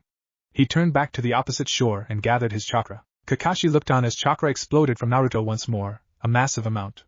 How could a boy of 13 release so much chakra and not even blink? He waited for Naruto to do something. He saw Naruto perform the serpent seal, and he could see chakra being molded in an unfamiliar way with his Sharingan. Was it an earth jutsu again? Mokutan Haijutsu, Makuzai no Okibona Hashi. A great rumbling sound was heard and the waters of the sea were churning as if something was trying to come out. What came out caused Kakashi to nearly faint. A massive bridge made entirely of wood rose from the sea, identical in every way to Tazuna's. It spanned from Nami to the mainland in a straight line, and it was monstrous in size. It was about half again as large as Tazuna's bridge. Kakashi pinched himself hard, convinced he had lost it. No, the bridge had not disappeared. He flared his chakra to a high, and then, Ki, he yelled, sending out a huge blast of chakra. Naruto facepalmed, convinced he was not under a genjutsu. Kakashi stared at the wooden bridge reverently. Then he turned to Naruto with a look of absolute amazement on his face. How? He asked, his voice shaking. You asked me twice what I had awakened, Kakashi-sensei. The answer is I awakened memories of my previous life and became that person recently, with a few changes of course. Kakashi had a look of dawning realization on his face, but still observed Naruto with his Sharingan blazing. I was an messenger Hashirama, one of Konoha's founders and its Shodai Hokage, just as Satsuki is my oldest friend, rival and former lover Madara Uchiha of the Uchiha clan. Kakashi did faint this time. Momoichi Zabuza had just woken up groggily and the first thing he saw was Gato's unpleasant face leering at him. Woken up, have you, demon of the bloody mist? Haku appeared in front of Gato and released his killer intent, causing Gato to fall down to his knees. He let up a moment later. Leave. Scum like you don't even deserve to lick the feet of Zabuza-sama. Gato scowled as well. Make sure you get the job done, or else. Zabuza turned to Gato slowly. The blonde boy is very strong. He and Kakashi together cannot be defeated by just me and Haku. You will need to reinforce us with more shinobi. And where am I going to get more shinobi? It was hard enough to get hold of you too. Missing mean are tough to find. Zabuza said weakly, I will send a message to one of my previous acquaintances. He is strong enough to get the job done providing you pay him well. Gato. Haku just looked worried. But, Gato ignored her, and looked directly at Zabuza. And who is this ninja you have so much faith in? Zabuza closed his eyes, preparing once more to rest. Hashigaki Kisame. Satsuki had just finished breakfast with Sakura. Eating alongside them were Tsunami, Tazuna's daughter and Inari, her son. The door opened to allow Kakashi and Naruto inside. Satsuki threw a glance in their direction and was startled. Something had evidently changed between sensei and student. Where Kakashi used to look at Naruto with pride and appreciation, he now gave Naruto a look full of respect, awe and reverence. This did not go unnoticed by the girls either. What happened, Kakashi-sensei? Sakura asked. Kakashi glanced at them, and his expression changed to his usual bored face. Things happened, he said listlessly. Satsuki gave her trademark response, of course things occurred. She muttered. Sakura looked at Naruto. Why were you not there for training, Naruto? The tree climbing exercise? I already know it, Sakura-chan, Naruto said cheerfully. Sakura was about to retort, but remembered Naruto's exploits at the bridge again. He would probably know the exercise at that. Inari suddenly spoke up. Why do you all bother anyway? Gato is going to kill you all. He is too strong for anybody. The shinobi all gave him a deadpan little shrimp that looked unnerved by their silent glares. Why are you all looking at me like that? You have no idea how strong Gato is. You have no idea what we have suffered. Satsuki looked irate at that statement, Sakura looked irritated, and Kakashi just went back to his reading. Naruto had sympathy on his face as he looked at the kid. We have all suffered, child. More than you can possibly imagine. Don't worry, Inari, you will soon see something that will restore your faith. All of you will, Naruto said, looking at all of the family of three with satisfaction. What do you mean? Tazuna asked. Naruto looked at Satsuki and Sakura as well. Come with me to the bridge, will you? You will see something remarkable. Sakura snorted. What are you talking about? Satsuki only shook her head. He probably know. He did do something stupid. Naruto just looked overexcited now. Come on. And he appeared behind his teammates, and started dragging them off, ignoring their vehement complaints. Kakashi just smiled at Tazuna and his family. He is right. You will see something that will stay with you the rest of your lives. Tazuna shrugged and followed Naruto along with his family. Inari just looked pissed, as did Sakura as they walked behind Naruto and Kakashi towards the bridge which was coming into sight. Naruto just laughed at their identical expressions. They reached the bridge entrance after a 15-minute walk. We are here, Naruto. What is it you wanted us to see? Sakura asked with extreme irritation upon her face. Look to your right, Sakura-chan. Naruto said mischievously. They all did, with the exception of Satsuki, and felt their jaws drop. Tazuna and his family stared at the completed and massive all-wood bridge as if it were their salvation. Tears ran down their faces as they realized they were saved. They were saved! Inari started laughing through his tears, as did Tsunami. Tazuna fell on his knees. Sakura lifted up her hands in the ram seal and yelled Kai. Kakashi bunked her on her head. Don't bother, I did that too. It's real. Sakura looked at Naruto with just one question written all over her face. How? I have Mokutan, Naruto said happily. Sakura looked stunned. I don't believe you. It must be something else, she said pointedly. Satsuki just stared at him with adoration and love which didn't go unnoticed by Naruto or Kakashi. What is Mokutan? Tazuna asked curiously, getting over his astonishment over seeing the wooden bridge. It is the most revered bloodline in Konoha, possessed by the Shodai Hokage. The power he wielded with Mokutan is almost a fairy tale. It is said that he created Konoha's core area and the forest surrounding it with a single jutsu. Sakura recited from what seemed like rote memory. The bridge builder and his family looked awed. Inari looked at Naruto with an expression dangerously resembling the one on Satsuki's fangirls. And you have it, Naruto Naizen? He says he does, but there is no way he can have it, Sakura said vehemently. Mokutan, Shinboku no Jasho, Naruto intoned, looking smugly at the pinkette. A beautiful cherry tree rose up from the earth behind them and stood about 30 feet high, spreading its branches over them all. Its bright pink blossoms showered down upon them softly, thanks to the force of its birth. Beautiful, Satsuki whispered in reverent awe. No way. Sakura seemed lost for words, as did Tazuna and family. Kakashi pitied them all. If only they knew that it was the Shodai himself who was wielding the wood release in front of them, and his greatest rival was right next to him. Sakura, Naruto showed you and everyone here his Mokutan as a measure of his trust in you. Please do not say anything about it to anybody until I say it is fine, got it? Sakura just nodded dumbly. I need you to promise me. I promise, said Sakura. Tazuna and the others? Satsuki turned to Naruto. So you created that wooden bridge all by yourself? I find that hard to believe, Naruto. Even if you have wood release, only Hashirama-sama could create things on such a scale, she said with a knowing smirk. Naruto started. The only thing that could catch him off guard like that was something Madara could only say. Believe me, it took the last of my chakra, Satsuki, and I had to take a soldier pill to replenish my lost stores. I was literally crawling after doing that, Naruto lied calmly. If he had one thing common in both lives, it was that he could not lie to save his life. Sakura still looked skeptical still. But one look from Kakashi told her to drop the matter. Naruto will use Mokutan only in the direst of situations, so do not bother him about it. It is not something to be used frivolously, as it is the most sacred and coveted of Konoha's bloodlines. Clear? They nodded again. Naruto heaved a sigh of relief. He could now practice his ninjutsu without fear of discovery by Konoha's higher echelons. Tazuna turned to Naruto and spoke. Is wood not easily combustible? That bridge can be burnt down easily, Naruto replied nonchalantly. Relax, Tazuna-san. That bridge is as durable as stone and about as combustible. So you need not worry about it. Tazuna was convinced. He bowed low to Naruto. You are a hero to Nami, Naruto-san. My capabilities must not be revealed, Tazuna-san. This is all I demand for my services. Can you deliver? I swear, Naruto-san. Your secret is safe with me and my family. Naruto nodded. One day later, Naruto opened his eyes, stopping his meditation. He was currently trying to bring back the purity and potency his chakra had back in his other life. That would take him at least another 3 to 4 years, by which time he estimated that his old capacity too would return. But what made Naruto shiver in excitement was that his growth would not stop there. Oh no, it would continue at the rate of an Uzumaki and a Senju, which he knew was astronomical. He grinned excitedly. His chakra capacity this time would be much higher than his chakra capacity as Hashirama, which was a truly frightening prospect. In the age of the founding Kage, Hashirama was said to be the foremost Kage. He had enough strength to casually calm the rage of 9 Bijus simultaneously. They called him the strongest shinobi to exist since the Rikudo Sennin. That strength multiplied by 2, even by 3. This time, he would have the strength to protect his precious ones and his village. Take that, Madara! The child in him proclaimed, which was pretty much all of him. He used to be called frivolous and childish by the entire Senju clan. His trip to his happy place was interrupted by a bonk on his head.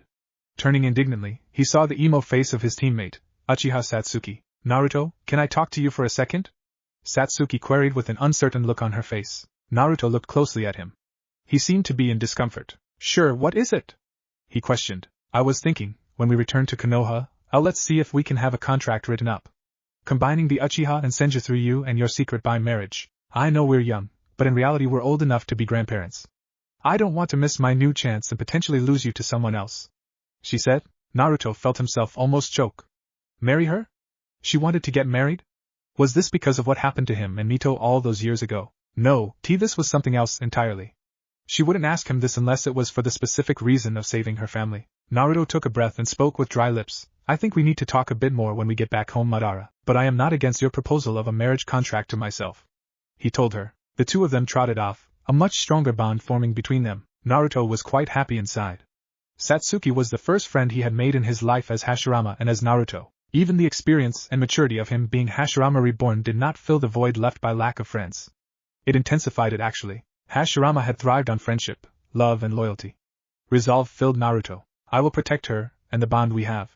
I will not fail her again. 3 days later, Naruto looked around at the training ground idly, and an anomaly came to his attention. It seemed that a massive chakra with a water affiliation was rapidly approaching the bridges. Presumably to destroy them. Gato had made his move. Kakashi-sensei, I can sense a massive chakra with a really strong water affinity heading towards the bridge. What do you think we should do? Kakashi turned towards Naruto. How massive is the chakra, Naruto? He still fumbled with the name. I can match him, but only just. I can outlast him with my chakra control though. Kakashi was alarmed. A ninja with as much chakra as the Shodai? Naruto must have sensed his discomfort, for he replied, Do not worry, Kakashi-sensei. Currently I am at about a fifth of my old strength. The body of a child, even an Uzumaki child, can handle only so much chakra. I will grow back into my old strength and more in a few years. Kakashi looked relieved. It is clearly a diversionary tactic, Naruto. They hope to separate us. Naruto nodded. Kakashi continued, Gato would not hire multiple missing nin of this much strength, as it would threaten his own position. So we can assume safely that this person you sensed was the only new hire. Would you check to be sure? Naruto cast out his senses at full strength and checked 7 kilometers in all directions. Except for the one he had sensed, there was no one else notable. Just the one. Kakashi started thinking aloud again. We can assume 2 things. 1. Gato's base is at least more than 7 kilometers from here as you could not sense Zabuza. Naruto agreed with him. And secondly, we can now be 100% sure that Gato has hired only 1 missing nin. How do you figure that? Naruto asked curiously. Zabuza knows that you are a sensory type, but he has no way of knowing your extraordinary range. The strongest sensor in the 7 swordsmen had a range of 3 kilometers, so Zabuza would have assumed that much as well. So if you could sense no one at full strength, it means that there is indeed no one, as the enemy will have underestimated your sensing range. Naruto gives Kakashi a look of respect and nods. A great jounin indeed. I can tell you one last thing though. The one rushing towards the bridge is probably one of Zabuza's acquaintances, as Gato does not have his fingers deep in the shinobi missing nin world yet. Kakashi looked towards his other 2 students. Go on, Naruto prodded. Sakura had by now finished her training and was walking leisurely towards them. Satsuki had her Sharingan active and stood next to Tazuna. By your description of his massive chakra and strong water affinity, it is most likely Hashigaki Kisame. Naruto looked intrigued. Can you tell me more about him? I only know that he has so much chakra that he is dubbed the tailless-tailed beast, and he possesses the great sword Samahata which consumes the chakra of its opponents. So it would be better if you go and deal with him, while I stay here and defend Tazuna-san. Naruto understood. Kakashi had proved himself as worthy of his reputation once again. An excellent analysis, Kakashi-sensei. Now I need to be going. Make Zabuza bite the dirt for me, will you? Kakashi chuckled and nodded. Naruto disappeared with a shunshin. Where is he going? Sakura asked. Kakashi turned to them. Gato has made his move. Zabuza and his accomplice will most likely attack here, so get ready. Sakura and Satsuki looked excited and nodded. Kakashi directed them to begin evacuating Tazuna and family to a safe place so they could fight the enemy unhindered. Naruto appeared on the bridge he had raised with a series of fast shunshin. A figure awaited him on the water a good distance from the bridge. He appeared before the ninja with another shunshin. In both his lives, he had never come across an odd specimen like him. Naruto contained his impulse to just start laughing out loud. He was blue-skinned and looked like a shark taking human form. Oh, and he wore a black cloak with red clouds stitched upon it with a porcupine-like sword slung across his shoulder. He again sensed the abundant chakra oozing from the man and saw that his earlier estimates were right. The chakra of the swordsman felt unrefined and unsubtle but was full of raw power. You look ridiculous, Naruto voiced his thoughts. This man was obviously a jutsu powerhouse. It would be a close fight. The man scowled. You are the brat Zabuza told me to be wary of? You don't look like much to me, just a short snotty konoha genin. Scram, brat. I have a bridge to destroy. Naruto was a little irritated at the jab to his height. He could not use shunshin too much in this fight, as he would need all his chakra at his command at any instant. He released his chakra in an explosion of silver, causing the water to spiral around him agitatedly. His opponent grinned and released his chakra as well to much the same effect. The two steadily continued pumping more chakra into the air. The waves started getting higher and a wind blew hard in response to the agitation of the water. The man unslung his huge sword and held it in one hand. Naruto narrowed his eyes. He was strong. I am Hoshigaki Kisame, wielder of Samehada. You are strong, brat. What is your name? Naruto smiled, settling into the opening stance of the nature fist. I'm Uzumaki Naruto, genin of Konoha. He disappeared with a burst of speed and attacked Kisame with a kick which was blocked nonchalantly with Samehada. This ninja was good. Naruto grinned. This would be a great fight. Flaring his chakra even more, he started fighting Kisame in earnest, the graceful power of the nature fist matched by the masterful kenjutsu of Kisame. Shockwaves emanated from wherever they met, causing water to fly everywhere in violent waves. Naruto was unleashing more and more strength in his blows and Kisame seemed to be blocking them all with some effort. Naruto flared his chakra even more, his blazing green eyes settling on Kisame's fish-like ones. Kisame had unwrapped the bindings on Samehada and held it towards Naruto. They both disappeared once more, and met with a resounding impact, causing water to fly outwards in a huge circular wave. Kisame grinned as the unwrapped Samehada absorbed the monstrous impact of Naruto's strike. Naruto sagged suddenly and looked at Samehada in realization. Samehada likes chakra, brat. Allow me to feed it with yours. But Samehada suddenly started coughing as it started going limp. Naruto wanted to laugh as he saw the sword acting sick. The stupid thing had taken in a healthy dose of his nature chakra. Looks like Samehada has a bad case of indigestion, Kisame, Naruto said, laughing. Kisame looked incensed, and flew back a good distance, and started going through hand seals rapidly. Suetun Baku Sui Shoha, Kisame yelled. A humongous water wave rose from the sea and hurtled towards Naruto seeking to crush him. Naruto too gathered chakra and held out his hands in the tiger seal. Suetun, Sujin Hiki, he responded. A massive water wall rose up to absorb the impact of the wave, rendering Kisame's jutsu useless. Kisame stared at Naruto with a raised eyebrow as the water settled down. A jutsu like that with a single seal? Not bad, brat. You have a very strong affinity to water, I see. But Tobirama's was always a bit stronger, he thought nostalgically, watching Kisame clap his palms together and slam one hand on the water surface. Suetun, Gasho Kazame. 5 ferocious sharks shot towards Naruto from his palm. A cool jutsu, thought Naruto absently as he felt a large spike in Kakashi's and Satsuki's anger. His heart skipped a beat. He could no longer sense Sakura's chakra. He had to finish this fast. He held up the dragon seal and yelled out his jutsu. Suetun, Mizu no Yuzu o Kakadai. A huge whirlpool whose diameter spanned a third of the entire length of his bridge started forming around Naruto rapidly, so powerful that it even exposed a bit of the ocean floor deep beneath him. Kisame's sharks were snuffed out of existence like little gnats, and the whirlpool kept on expanding ominously towards Kisame, who was retreating hastily and prepared to counter with his own jutsu. Naruto heard a tremendous explosion behind him, but paid little attention to it. Naruto abruptly released his jutsu, causing the water of the sea to roll around chaotically, generating powerful currents. He used the distraction to catch Kisame in his genjutsu, Kokwanjo no Jutsu. Kisame suddenly flailed around blindly, caught in a genjutsu of absolute swirling darkness. He flared his chakra continuously in massive pulses, trying to break out in vain. Naruto held too firm, though, pouring most of his chakra into the Bringer of Darkness technique. He appeared behind the essentially blind Kisame and struck with his forefinger at a vital point on his head with great precision, knocking him out instantly. He suddenly felt a sharp pain in his back, causing him to fall to one knee. He reached behind and pulled out the kunai embedded in his back. Blood flowed down his back. The wound was quite deep. His spine was nicked, and only pain tolerance built over decades allowed him to think clearly. He looked up and saw a young man wearing a black cloak stitched with red clouds in the process of slinging Kisame on his back. He routed pure medical chakra towards his injury and healed himself almost instantly, and stood up. The young man had turned to leave. As if a wound like that could keep him down. Sharingan.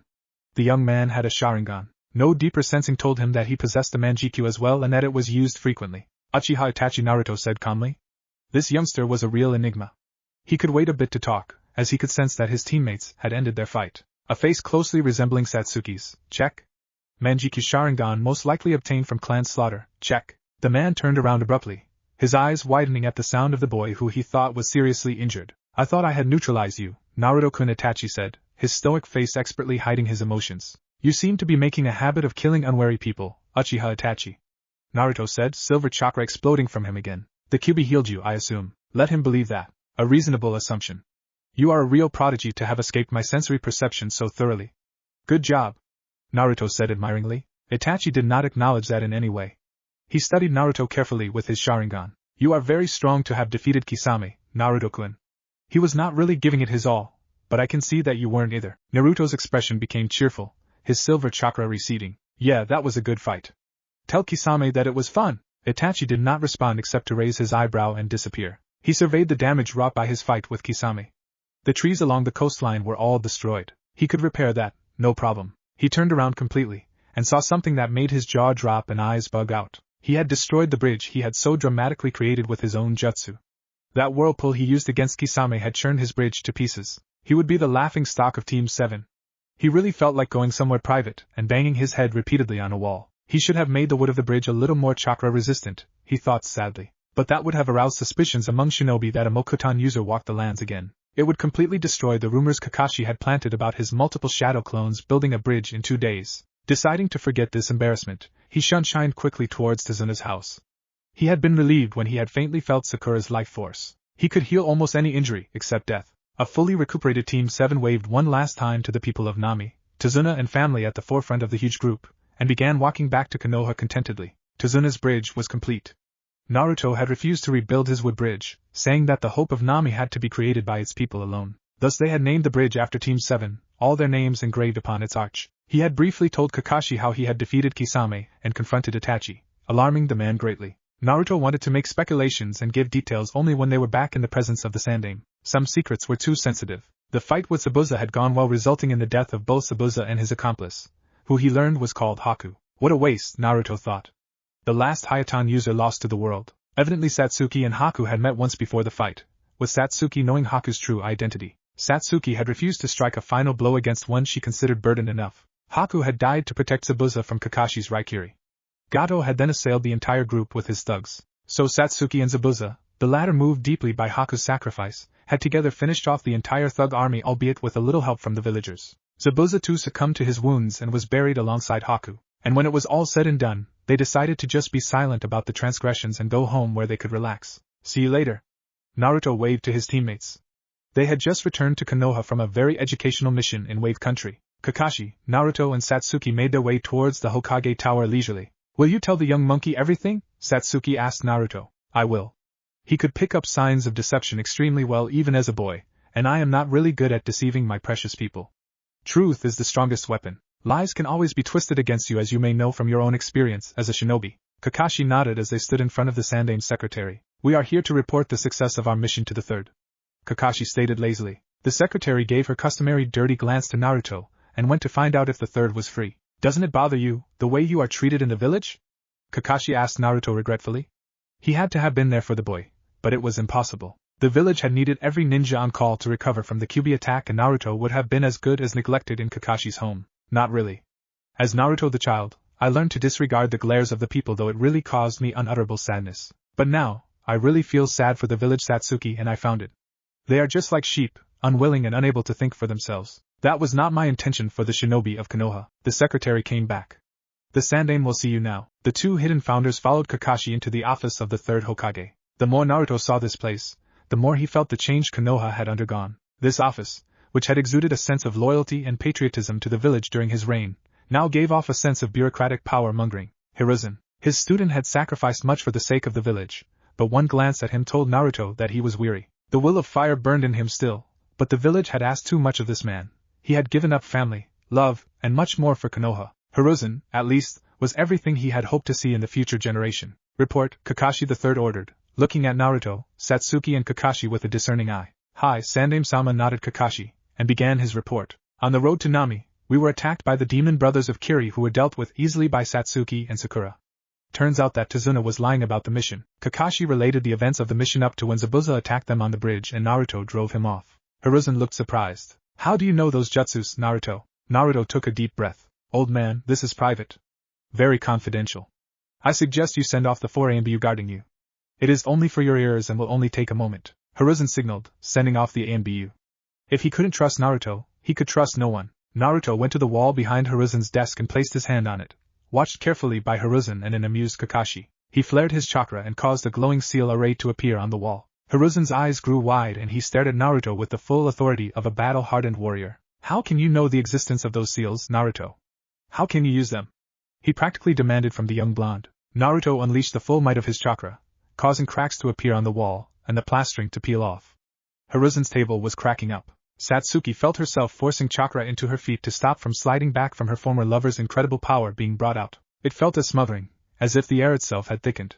Kakashi found it difficult to breathe as he stared with awe at the Shodai Hokage unleashing his chakra. and to think it was only a fraction of his strength. Hiruzen had his hand upon his heart, as he felt a chakra he thought he would never feel again in his life. It was impossible, he convinced himself. It was impossible for Naruto to have nearly the exact same chakra as his beloved departed sensei.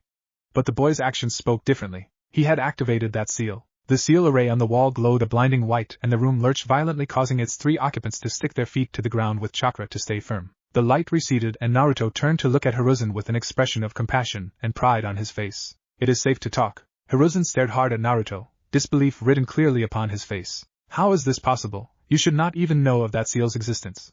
No one should, except the Hokage. Naruto smiled. I will answer you, Sandaime. When the mistake happened with the sealing of the Kyuubi into my infant body. How do you know about the Kyuubi?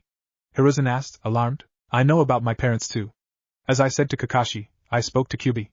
Please listen to the rest. Hiruzen nodded, withholding his turbulent emotions at the sudden onslaught of information. Go on, I will withhold my questions for now. The mistake awakened a new aspect for me. I found myself remembering my previous life, old man. That should be impossible, but it happened. I think you can deduce the rest, can't you? Naruto said, looking at the wondrous realization blooming on the Hokage's face. Hashirama-sama? Hiruzen asked with a hushed voice, his eyes shining. Naruto looked at Hiruzen with happiness and nodded. I am him, but I am Naruto as well. I think you can appreciate the merging of my 2 lives better than anyone, as you knew me intimately in both lives.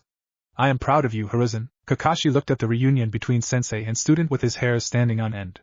He was watching history unfold here in this room. 2 of Konoha's greatest figures, who should have met again only in the afterlife, stood facing each other in the most unlikely reunion of all. Sarutobi Hiruzen was lost for words. He sat dumbly, staring with awe at the legendary first. That is how you could activate the seal. I guess I have no choice but to believe you. Hashirama-sama. Naruto, what should I call you? I am Naruto, Hiruzen. I should never have remembered my old life normally. It was a 1 in a million chance, and it happened to me. I am Naruto who remembers his old life as Hashirama. I am both Hashirama and Naruto in essence. Hiruzen stared at his mentor, as he described himself. He could see both Naruto and the Shodai in the boy. The Hokage swallowed a hard gulp and motioned to the Uchiha, and Satsuki. I assume she discovered the secret, or you freely told her? He asked. Satsuki shook her head. No, not exactly, monkey. She said, getting a perplexed look from the Hokage at her jibe. See, much like Hashirama, I too in this life held a hidden cache of memories that were sealed away.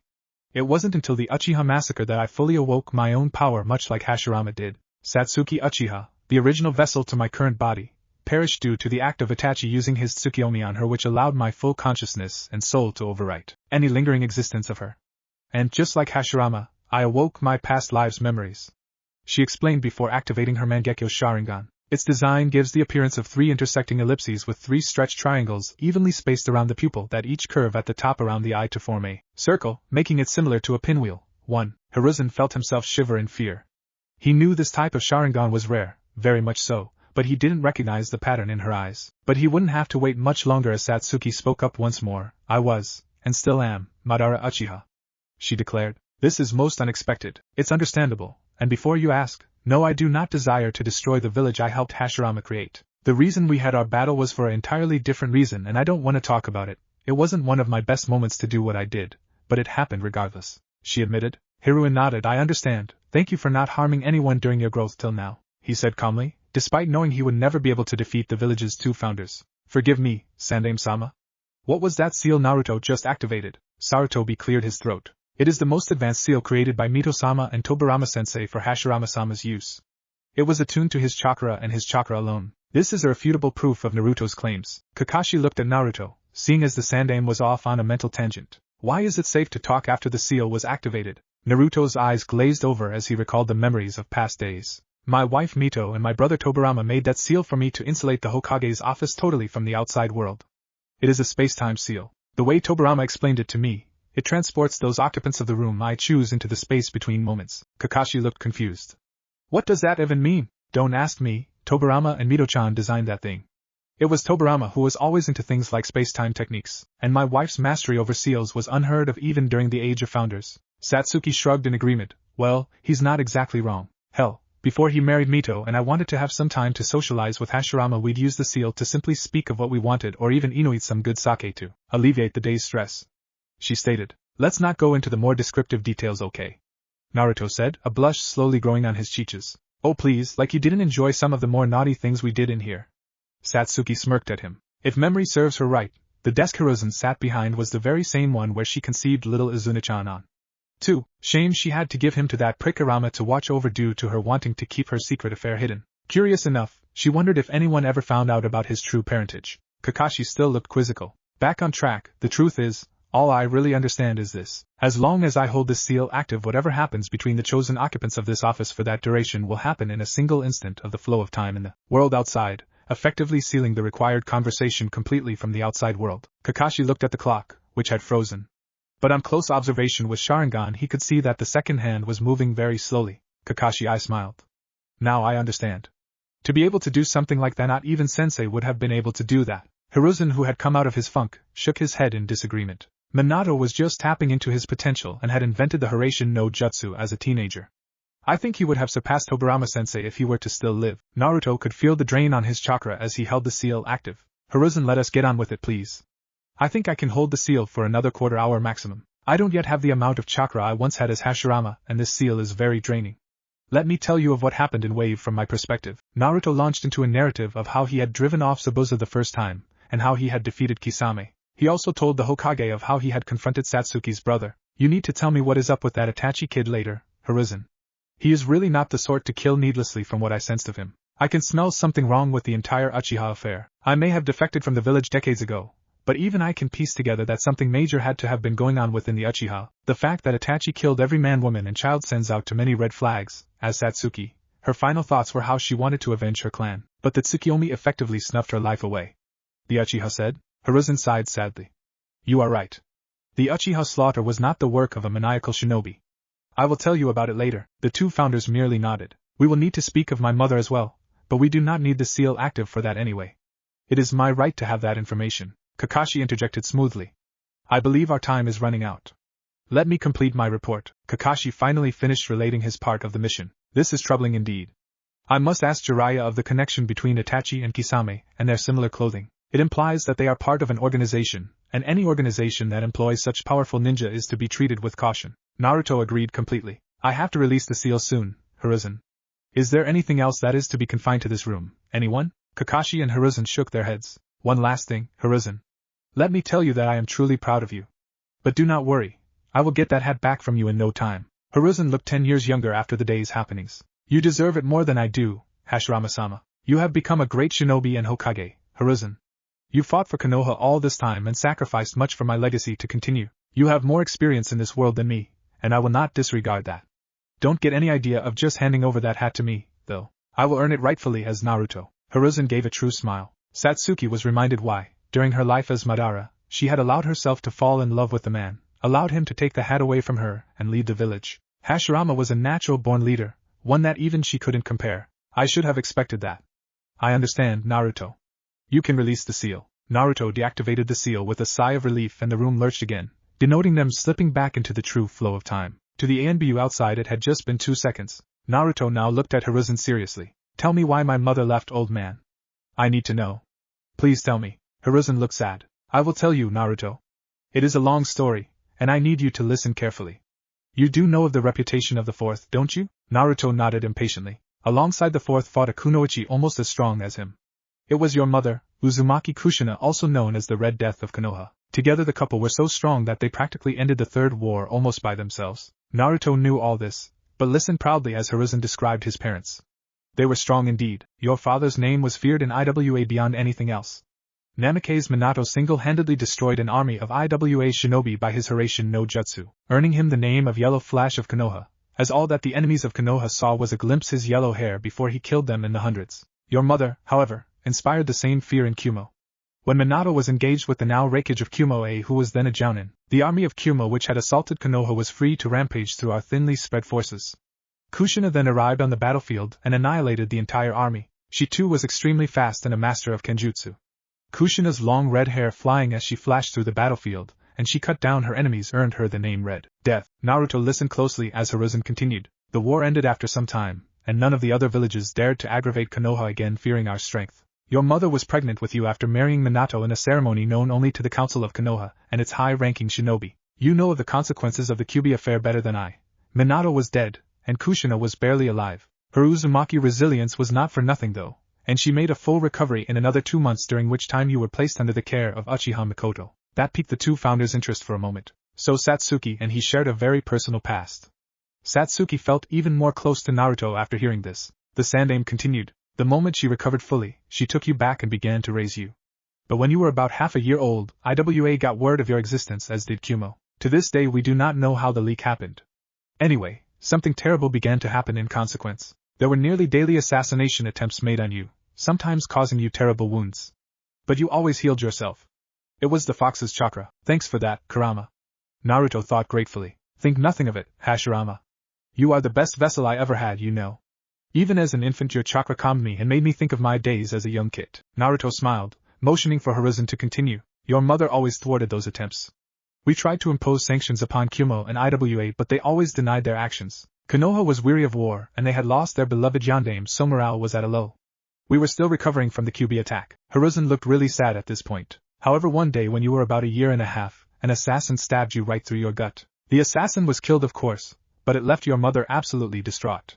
She had lost her husband whom she loved, and she had seen her darling son nearly die. She then reached a conclusion. Naruto looked at the old man, his emotions churning. He could hardly remember these events. It was her and Minato's reputation that brought down such hatred against you. You would never be safe as long as you were associated with her. She had too many enemies, so she came to me with a plan. Though it broke her heart completely, she had to let you fade into anonymity, and outside her life. Namikaze Naruto would be killed in an assassination staged by Konoha itself, and Uzumaki Naruto would be quietly enrolled in an orphanage. The plan went perfectly. Naruto was now unsure of what to think. So he asked questions. What happened to my mother then? The third side. She accepted a series of S-class missions outside Konoha to draw attention to her, and away from you. I was to call her back only when I felt that you were strong enough to defend yourself. I think she lost a piece of her soul back then. Naruto looked down sadly. He understood what had happened and hated the necessity for it aided the circumstances. Now that I know you are strong enough, I will call her back. Do not judge her too harshly, Naruto. She sacrificed even your love for her to keep you safe, and that is a great sacrifice indeed. Naruto sighed. He did understand and deeply respected and admired Kushina's actions, but the suffering he had endured without her still lingered in the depths of his mind. He could not help but slightly resent her, but as the reborn Shodai, he could view the situation objectively. Kushina had indeed chosen the option that was most feasible, and the choice had to be made fast anyway. He could empathize as he had made many such choices in the first war. He needed to sort his feelings out a little more. When will she be back? Naruto asked Hiruzen. Within a fortnight. You will be reunited with her in a fortnight. Please treat her at least civilly, Naruto. She has suffered deeply. Being reunited with her son will heal at least a part of her. Naruto nodded. You have given me much to think about, old man. I need to go, said Naruto, walking out with a thoughtful face. Kakashi looked at Sandaime. He will be far greater than even the Shodai Hokage, won't he, Hiruzen-sama? Hiruzen smiled brightly. He will indeed. Satsuki snorted. And yet again I am reminded of how charismatic Hashirama was, but this child who he inhabits is an even more charismatic character. He shall be a shinobi with no equal, she said before she left the room. 3 days later, Naruto walked leisurely with Sakura and Satsuki. They had just been told by Kakashi that they were nominated for the chunin exams and could make the choice whether or not to compete. All of them had decided to say yes. They were to come to the academy tomorrow where the first test would be administered. He had thought hard on the issue of his mother, and decided that she was a great kunoichi and mother. Anyway, he felt no real need for a parental figure now, so what resentment he would feel at her was lessened. He would wait to meet her, and then see. He felt a tug on his consciousness. What, Kurama? Hashirama, I definitely feel the presence of at least one bija. There might be another as well. I think it has to do with how well they are sealed. The one I sense for sure is the Ichibi no Shikaku. Be careful. Naruto flared his senses and could clearly feel the presence of Shikaku's Jinchuriki just around the corner. The chakra of the container felt too chaotic to him, so he could conclude only one thing. The container was losing his sanity. He assumed it was due to a weak sealing method. He suddenly felt a spike of the container's bloodlust. They would damage nothing in Konoha on his watch. Thanks for the advice, Kurama. He turned to his teammates. I sense trouble in the next street. Foreign ninja. Do you want to come with me? We might meet some of the competition early. They nodded. The three of them walked purposefully towards the source of the commotion, and saw what looked like a clown bullying a kid. A kid that Naruto recognized as Hiruzen's grandson, Konohamaru. He walked towards the clown and called out to him. What do you want? Said the clown in what was meant to be an intimidating tone. Let the kid go, my friend. That is the Sandaime Hokage's grandson you are so busily bullying. It is not considered polite for a visiting ninja to assault the relatives of the village's Kage, is it? Naruto said calmly. The blonde girl turned to the clown. Kankuro, let the kid go. Imagine what would happen if Gaara finds us fooling around. The clown called Kankuro gave an involuntary shiver. His face then hardened. Alright, Temari doubt I will let the kid go if he begs for my forgiveness. Naruto looked at the boy exasperatedly. Satsuki stepped up and held up a single-hand seal, Shunshin no Jutsu. She disappeared, and only appeared on the other side some distance from the group, holding Konohamaru, who she set back on the ground. Kankuro's and Temari's eyes bugged out. The chick was fast. Naruto could sense the Jinchuriki of Shikaku within their proximity. Obviously he was trying to hide, suppressing his chakra as much as possible. That would not work on sensory-type ninja. Come out, Ichibi no Jinchuriki, Naruto said, looking directly at Gaara's hiding spot. Temari and Kankuro turned pale. The blonde knew Gaara's secret. This put the entire plan at jeopardy. They had to inform Baki-sensei of this development as soon as possible. Naruto could sense the anxiety and tension of the two in front of him. It was not normal. Either these two feared the mistreatment of their teammate, or it was something else. A red-headed kid with bags under his eyes appeared in front of Naruto. He studied the blonde for a bit and turned to his teammates. You have disgraced Tsunegakure by your actions, Kankuro. Now come both of you, we are leaving. But Gaara Kankuro opened his mouth and stopped when killing intent flooded the entire street. Shut up or I'll kill you. Kankuro shut his mouth after that. What is your name? Asked Naruto. Who, me? Temari said bashfully. The blonde was very attractive, and she couldn't help but admire his features. But there was something about the blonde that transcended them all, something different. Even Gaara felt that. No, the one with the gourd, Naruto clarified. I am Sabaka no Gaara. I am interested in learning your names as well. He looked at Satsuki and Naruto. Uchiha Satsuki, Uzumaki Naruto. I look forward to fighting you. Mother thirsts for your blood, Uchiha. And yours as well, Uzumaki. She craves yours, said Gaara ominously before leaving with his teammates. Sakura went to Konohamaru to confirm if he was alright, to which the boy nodded. The honored grandson then started ranting about Satsuki's and Naruto's awesomeness. It was obvious to Naruto that the kid was starting to idolize Team 7. Shikaku made his Jinchuriki think he was his mother? What happened to that raccoon? He was always a little on the loose side, but this is too much even for him, Kurama sniggered. Naruto though was a strange mix of emotions. He wanted to help his fellow Jinchuriki but could not do that as Shikaku would immediately recognize him as Hashirama. He could hardly let his secret out so easily. The poor kid would have to control the bijou himself, which meant he had to realize love and conquer hatred. That would be tough for him from what he saw. It would be nigh impossible with the Shikaku passing himself off as the kid's mother, of all things. He started laughing out loud at that, joined by Kurama in his mind, causing Satsuki and Sakura to look at him strangely. What's wrong with you? Nothing, Satsuki. You and I need to go and train. See you tomorrow at the academy for the first round. Still laughing quietly to themselves, Bijou and Jinchuriki made their way back home. Naruto sat happily on a seat in his beloved ramen shop, Ichiraku Ramen Bar. He was currently in the process of scarfing down his 11th bowl of the precious dish. Ayam turned to him and asked, You really have to stop eating so much, Naruto. It's not good for you, you know. I bet that if I stab you right now with my fork, you will bleed ramen soup. Naruto did not reply and began to stuff his mouth with his 12th bowl of the dish. He had definitely not lost his love for ramen after his awakening. Oh no, it has definitely increased. Do you really have to stuff yourself like that? Came a female voice to his right. Glancing, he saw two blonde females eating ramen sedately. Both had strong chakras, one with Raiton and the other with both Raiton and Katon. They both seemed to be mildly irritated. The chakra of the one who had spoken to him felt familiar in a strange sort of way. He sensed deeper. Madatabi. Came the hugely surprised voice of Kurama. Naruto started. What was it with all these Jinchuriki popping up in Konoha at the same time? He looked at the nearby Jinchuriki. Who are you? I am Niyujuto, and this is my sister Samui. We are Kunoichi from Kumogakure here for the chunin exams along with our other team member, Oma. I am Uzumaki Naruto. Naruto introduced himself. Samui just waved at him. Naruto waved back at her enthusiastically and focused on Yujuto. You are special, aren't you, Yujuto-san? Yujuto narrowed her eyes on him. You too are special, Naruto-san. A sensory type, are you? Naruto asked her, slightly surprised. So are you. Let us walk together.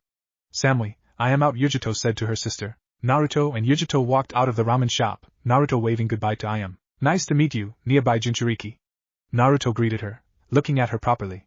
She was quite pretty, not that he was attracted to her. Her chakra felt extremely strong, filled with pure power that was beyond most humans. A Jinchuriki in control of her bijou. Nice to meet you as well, Kyubi Jinchuriki. Yujuto chuckled. How could you sense the Kyubi? Its chakra is suppressed by mine at all times, Naruto queried. It is suppressed quite well, Naruto-san. But I am not Kumo's strongest sensor for nothing. I assume you met the Ichibi Jinchuriki? Of course. Careful of him, he is slightly crazy and will slaughter anything in his path, living or otherwise. I didn't sense any other Jinchuriki in this exam, did you? No, I believe it is just the three of us. See you later, Naruto-san. We have a team meeting about now, let's meet in the exams. See you, Naruto waved back, watching her thoughtfully. He had no doubt Sarutobi knew of these developments. 3 Jinchuriki competing in a chunin exam? He had to be on his guard and watch out for Konoha's sake. The next day, Naruto stared exasperatedly as Satsuki accepted a challenge to fight from a weird green spandex-wearing genin called Rock Lee. They had successfully detected a genjutsu on the entrance to the exam antechamber, and Satsuki had in his usual style attacked the door guards. But their fight was interrupted by Rock Lee, who caught them with his superior speed. Naruto sensed little chakra in the kid, so he concluded that his speed was pure taijutsu. The work that must have taken the kid had his utmost respect for his hard work. He was a genius of hard work indeed. Though Satsuki had lost much of her drive for vengeance in her new life, she still kept most of her pride as an Uchiha. Elite. So she was currently headed behind Rock Lee to fight him in a more open space. Naruto had a feeling that Satsuki would get a rude awakening. They stood opposite each other in the hall, Naruto and Sakura watching interestedly. Lee extended his palm, bending his fingers. I will prove to you that hard work is superior to genius, Uchiha Satsuki. I am the strongest genin in Konoha, he said, and proceeded to do just that. He absolutely pummeled Satsuki, kicking her all over the place. Satsuki could see the kicks but could not keep up with his body. She held her own against the taijutsu specialist, but even still, she couldn't predict a good amount of Lee's movements. But she was feeling herself grow excited to learn how to fight against a superior hand-to-hand combatant. Hashirama was the only one to ever last so long against her, so for someone else to hold out for as long as they did against her, without her Sharingan, it truly showed that the new generation was definitely going to surpass hers and Hashirama's own generation. Lee suddenly unwrapped his hand's bandage, yelling, I will show you the meaning of effort with this move, Satsuki-kun, and leapt into the air. Lee! Came the voice of a tortoise? And an older clone of Lee. You were told not to use that move. Lee, who was back on the ground, stared with a devastated expression, crying anime tears. I am sorry, Gai-sensei. I only wanted to prove myself. I accept any punishment you give me. This is your punishment, my student. Yelled Gai-sensei and appeared before Lee and gave him a devastating punch. Lee then walked back from his crater, and stood opposite Gai. I am sorry, Gai-sensei. Lee exclaimed. It is all right, my precious student, you were only trying to show the flames of your youth. I can understand youth better than anyone. And to the horror of Team 7, Lee and Gai flew into each other's arms, causing a sunset to appear with waves washing up to them. Ki yelled Team 7 in unison, but it was in vain. The sunset did not break until the weird duo had disengaged from their hug. Gai just appeared before them again with stunning speed. You are the youthful students of Kakashi, aren't you? How do you know Kakashi-sensei? Sakura questioned Gai warily. He is my youthful and eternal rival. Currently the score stands in my favor. Well, youthful students of Kakashi, it is time for the first round. Good luck. So saying, Gai disappeared. Lee left as well but had a word of advice for Satsuki. I am not really the strongest genin in Konoha, Satsuki-kun. That would be my teammate Hyuga. Be wary of him, Satsuki snorted derisively. However strong this Niji was, she was sure that no genin in Konoha even held a candle to Naruto. We need to go, Satsuki, came Naruto's voice. Satsuki just nodded and followed him into the waiting chamber. The first thing he could sense was a multitude of rather weak chakras. He looked around carefully, and evaluated the potential threats. Gaara as usual felt strong, as did Yujito, whom he acknowledged with a wave of his hand. Yujito smiled back. There was another team from a new village he heard was called Sound that had entered a team. They too felt moderately strong, their emotions felt dark as well. But one person truly caught his attention. An unassuming genin wearing a Konoha headband was quietly rearranging a deck of cards. This person was actively suppressing his chakra, but he could not escape from Naruto's acute sensory capabilities. This genin felt of deception, and he had at least Jounin-level chakra. Naruto leisurely walked towards him. Hey there, who are you and what are those cards about? The genin smiled at him, but it felt all wrong to Naruto. I am Yakushi Kabuto, and I am a genin of Konoha. I have taken these exams 7 times and have gathered information on the competition in these Nin-info cards. Would you like any information on your opposition, Uzumaki Naruto? Naruto smiled pleasantly and shook his head. But Satsuki queried. I would like information on Gaara of the Sand, Yujito-ni, Rock Lee and Hyuga. You even know their names?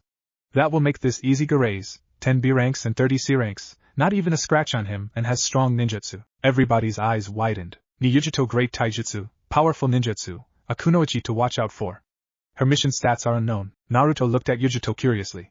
The nearby Jinchuriki winked at him. Finally we have Hyuga and Rock Lee both on Team Gai. 33 D rank and 5 C rank missions completed. Rock Lee is a powerful taijutsu specialist, ninjutsu unknown. Hyuga is a known prodigy of the Juken style and a strong competitor. Naruto just glanced at them all. They were all quite powerful for genin. He could feel killer intent coming from the team from Sound. Playtime is over, now it is time for the first round of the chunin exams, brats.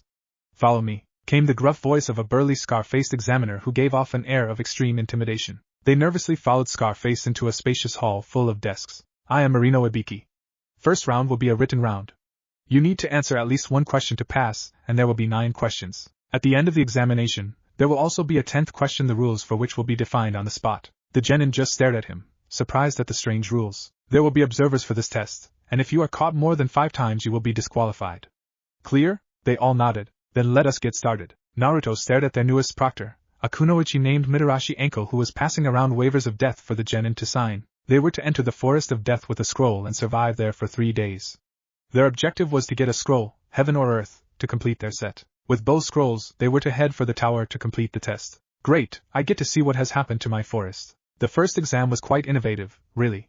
Ibiki had put together a good information-gathering test, as the questions were all well above genin level. He had cleverly planted a few chunin test takers from whom the genin were expected to gather information. The ways of gathering information really surprised him. He of course could answer all the questions.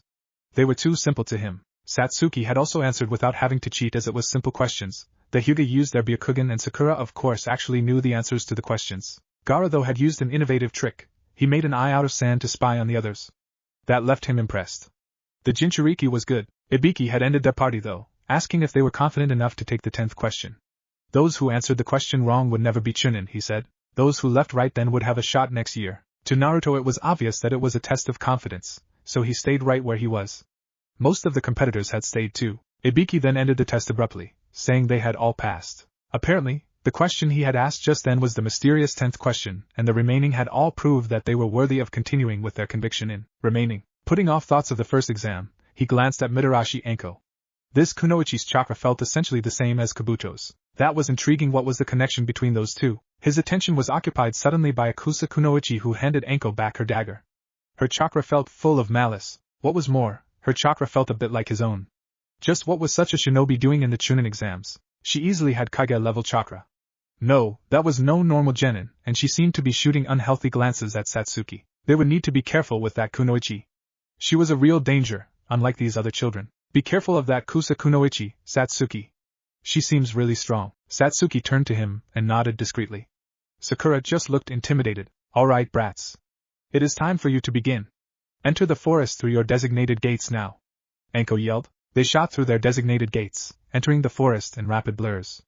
Naruto signaled them to stop after about half an hour of traveling. We are deep enough into the forest, and we really need a plan.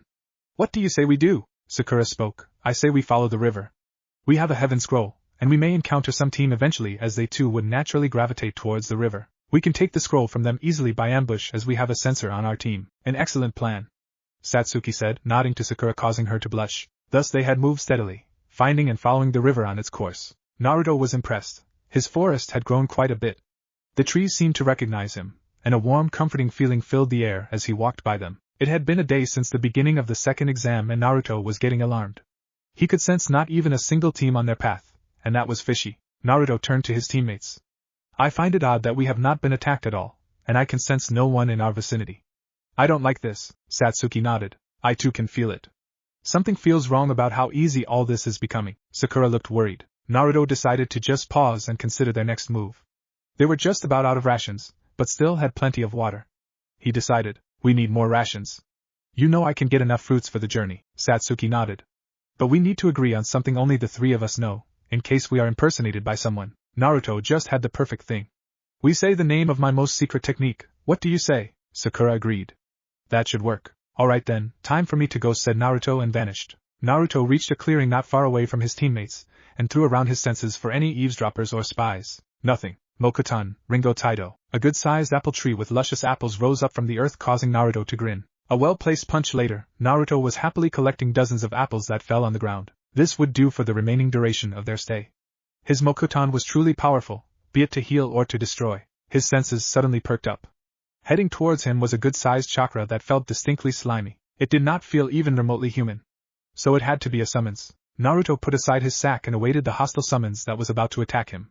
Sure enough, he heard something crashing through the trees in front of him. He waited patiently. With a thunderous crash, the summons broke through the trees in front of him and lunged. Naruto avoided easily enough with a well-timed Shunshin no Jutsu. He examined the huge snake in front of him. There were only 2 recorded snake summoners. One was Mitarashi Enko, the crazy proctor, and the second, oh no, the snake Sannin Orochimaru was here. The only reason he would bother to send a snake against him was to separate him from Satsuki and Sakura. Damn, he knew there was something about that Kusa ninja. Sure enough, he felt Sakataki's anger flare and Sakura's numbness. He must be attacking them even now. He had to get there and stop the Sannin as soon as possible, but first. Doton, Yomi Numa! A deep swamp formed beneath the snake and swallowed it up easily. He dimly heard Satsuki scream. His anger skyrocketed, and he began radiating his chakra as he ran to Satsuki's aid with a series of shunshin. What he saw disgusted him. Sakura was paralyzed with fear and Orochimaru was retracting his elongated neck from Satsuki's where he had bitten her. Naruto calmed himself and appeared behind Satsuki. Placing the first 2 fingers of his right hand, he felt for Satsuki's chakra. It was corrupted. He could see a seal forming on Satsuki's neck, and it was faintly red in color. He was no seal master even if he was adequately proficient in the sealing arts. But he could remove the seal that had marked her, and right now Satsuki's ailment required attention and care, either of which he had now. A makeshift solution had to do for now. Kukukuku. Thus enters a new player. I thought I had you with that snake I had sent, Naruto-kun. Orochimaru said, amused. Naruto paid no attention to the slimy Sannin as he stabilized Satsuki with medical chakra. Orochimaru just watched interestedly, making no move to stop him. Satsuki was breathing a much easier and nodded in appreciation. Orochimaru had gotten her when she had leather guard down after she beat a clone. Now to take care of that troublesome seal, Naruto gathered up his chakra to his fingertips, forming 5 kanji characters for sealing. Orochimaru's eyes widened. No! That would waste all his effort. He gathered his chakra and appeared before Naruto intending to stop him. But before he could do anything, the sealing was done. Furinjutsu, Fuja Hoin. Orochimaru's seal was surrounded by an outpouring of other characters. That would contain the snake's corruption for the time being. Orochimaru kicked out too late at Naruto, but Naruto stopped his leg nonchalantly with one hand. He faced the enraged Sannin and tossed him so hard into the tree beside him that it shook. Hello Orochimaru. Hello Orochimaru. Naruto greeted the Sannin flatly. Orochimaru shook himself out of his daze, seeming stunned at being cast aside so easily by a genin. He looked at Naruto with rage contorting his face. He walked slowly towards Naruto, trying to assess him. You are no genin, Uzumaki Naruto. To know the Fujihoin, to defeat my summons so easily and not to mention stopping my kick so casually, you have much power. Why not join me? Naruto's forest green eyes met Orochimaru's snake-like ones. Thank you for the offer, Orochimaru. But no, I am content here. You however attacked my comrade and nearly killed Herso. Naruto appeared in front of Orochimaru and kicked him with tremendous force, sending the Sannin hurtling back into the forest for about a mile, crashing through the trees and foliage. Sakura stared at Naruto disbelievingly, finally out of her mental paralysis. Defeating Zabuza easily was nothing, but matching a Sannin just as easily. Naruto started to leak Mokuton chakra, a faint silver shroud around his body. He turned to Sakura. Sakura, take Satsuki and get up on to the highest tree here. This fight will be harmful to you if you stay at ground level. Satsuki will wake up any moment now. Sakura couldn't move. This was getting too much for her. I can sense Orochimaru returning, Sakura.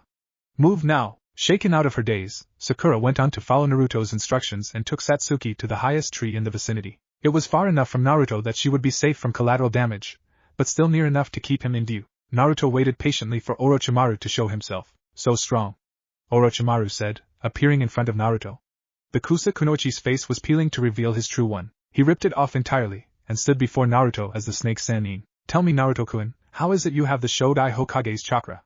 Its potency puts even my chakra to shame. Naruto looked at Orochimaru in amusement. It was too much to hope that my kick put you down, wasn't it?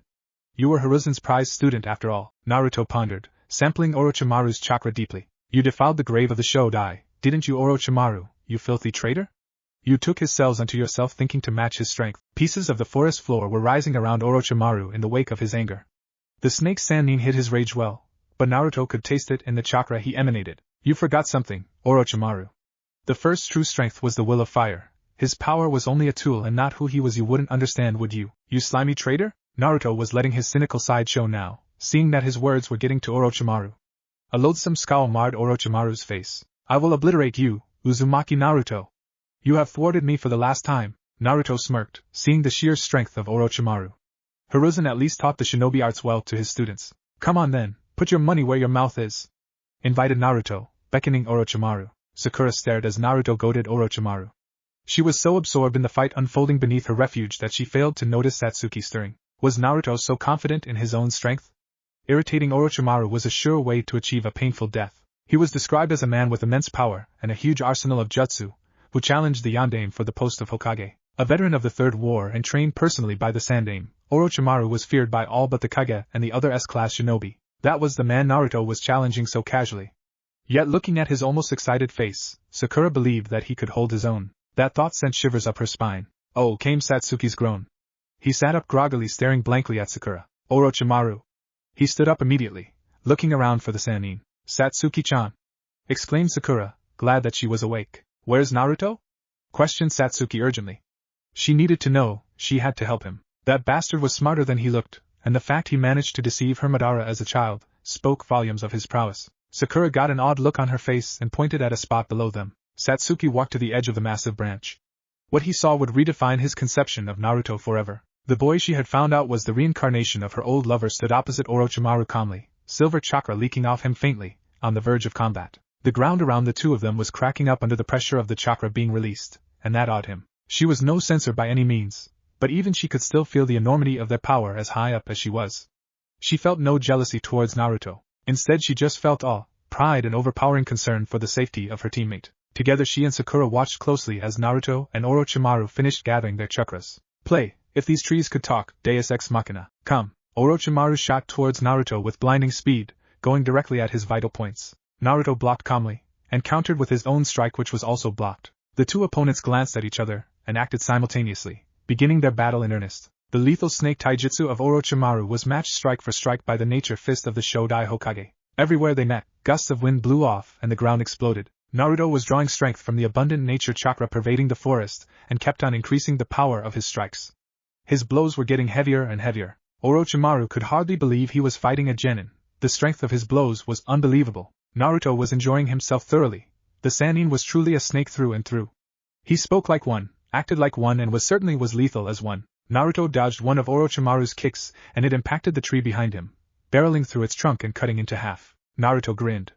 Orochimaru was very strong enough that he would challenge him considerably at his current chakra capacity. Of course, if the Sannin had fought Senju Hashirama at full strength, he would be crushed in an instant. He appeared in front of Orochimaru and aimed a kick saturated with his chakra at his head. Orochimaru blocked it, but was blown back through another mile of trees at the sheer strength of the blow. The Sannin looked livid when he confronted Naruto again, looking worse for wear. Sanai Jashu. Massive snakes shot out from Orochimaru's hands and flew directly at Naruto's throat. Naruto held out his hands in the serpent seal. Doton, Chikyu no Agama. Two massive sides of earth rose on either side of the approaching serpents and fell, skewering them into halves. Orochimaru was already going through a sequence of hand seals.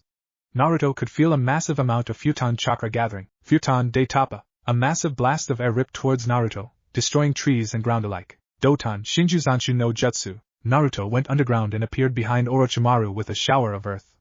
The Sannin reacted instantly, forming seals rapidly. Naruto did not need a sequence of hand seals though.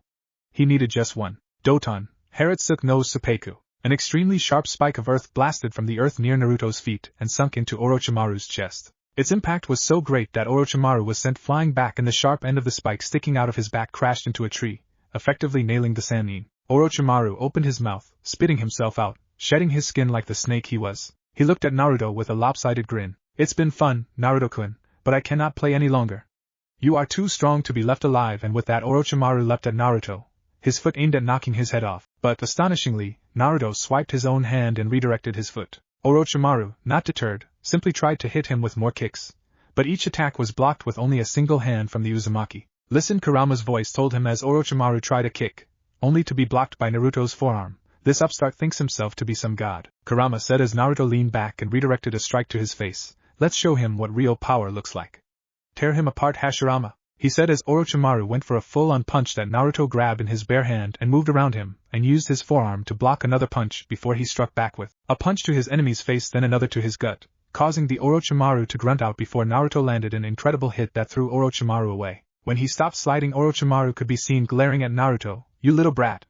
He yelled out as he jumped at Naruto, the ground crushed beneath his movement. Naruto spun to the left as Orochimaru tried to grab him, and then he grabbed Orochimaru's hand and proceeded to turn around and elbow him in the face. Orochimaru stumbled back and then growled as he jumped up and tried to perform a roundhouse, only for Naruto to grab his leg and spin around and throw Orochimaru away from him. Orochimaru managed to stop himself and leapt back at Naruto with a clawed hand, but Naruto swiped his own hand and moved Orochimaru's hand away from his face. I'll admit, he is skilled in hand-to-hand, but this is nothing compared to the danger that is your nature fist. The fact he is keeping up with you not using your taijutsu is a testament to his skill, Kurama said as Naruto dodged several swipes and brought a knee up to block a kick aimed at his side, though I will admit, this is entertaining watching you break his spirit so easily," he told Naruto as Orochimaru leapt up and tried to kick Naruto in the side. Naruto simply swiped his hand and pushed Orochimaru back and then proceeded to walk towards him, pushing and blocking using only a single hand, much to the anger of the Orochimaru before him. An uppercut to Orochimaru's jaw allowed Naruto to spin around and into his guard, where he elbowed him in the throat and then gave Orochimaru a backhanded punch to the face. And seeing as he liked to kick, Naruto leapt up and performed a powerful roundhouse into the Sanin's side, bending Orochimaru over to the point he nearly made an arch with his body, his ribs being crushed by the might of Naruto's blow to his ribcage. "Don't underestimate me, you bastard child," he yelled as he bit his thumb and slammed it onto the ground as he called out, "Kuchios." Yatai Kazushi no Jutsu, where several large black cubes that were layered with seals appeared over Naruto's head and fell to the earth. The ground shook as the blocks landed around him. But Orochimaru was in for a shock as the block that had been intended to crush Naruto was caught by several of the trees. He reached up and grabbed it.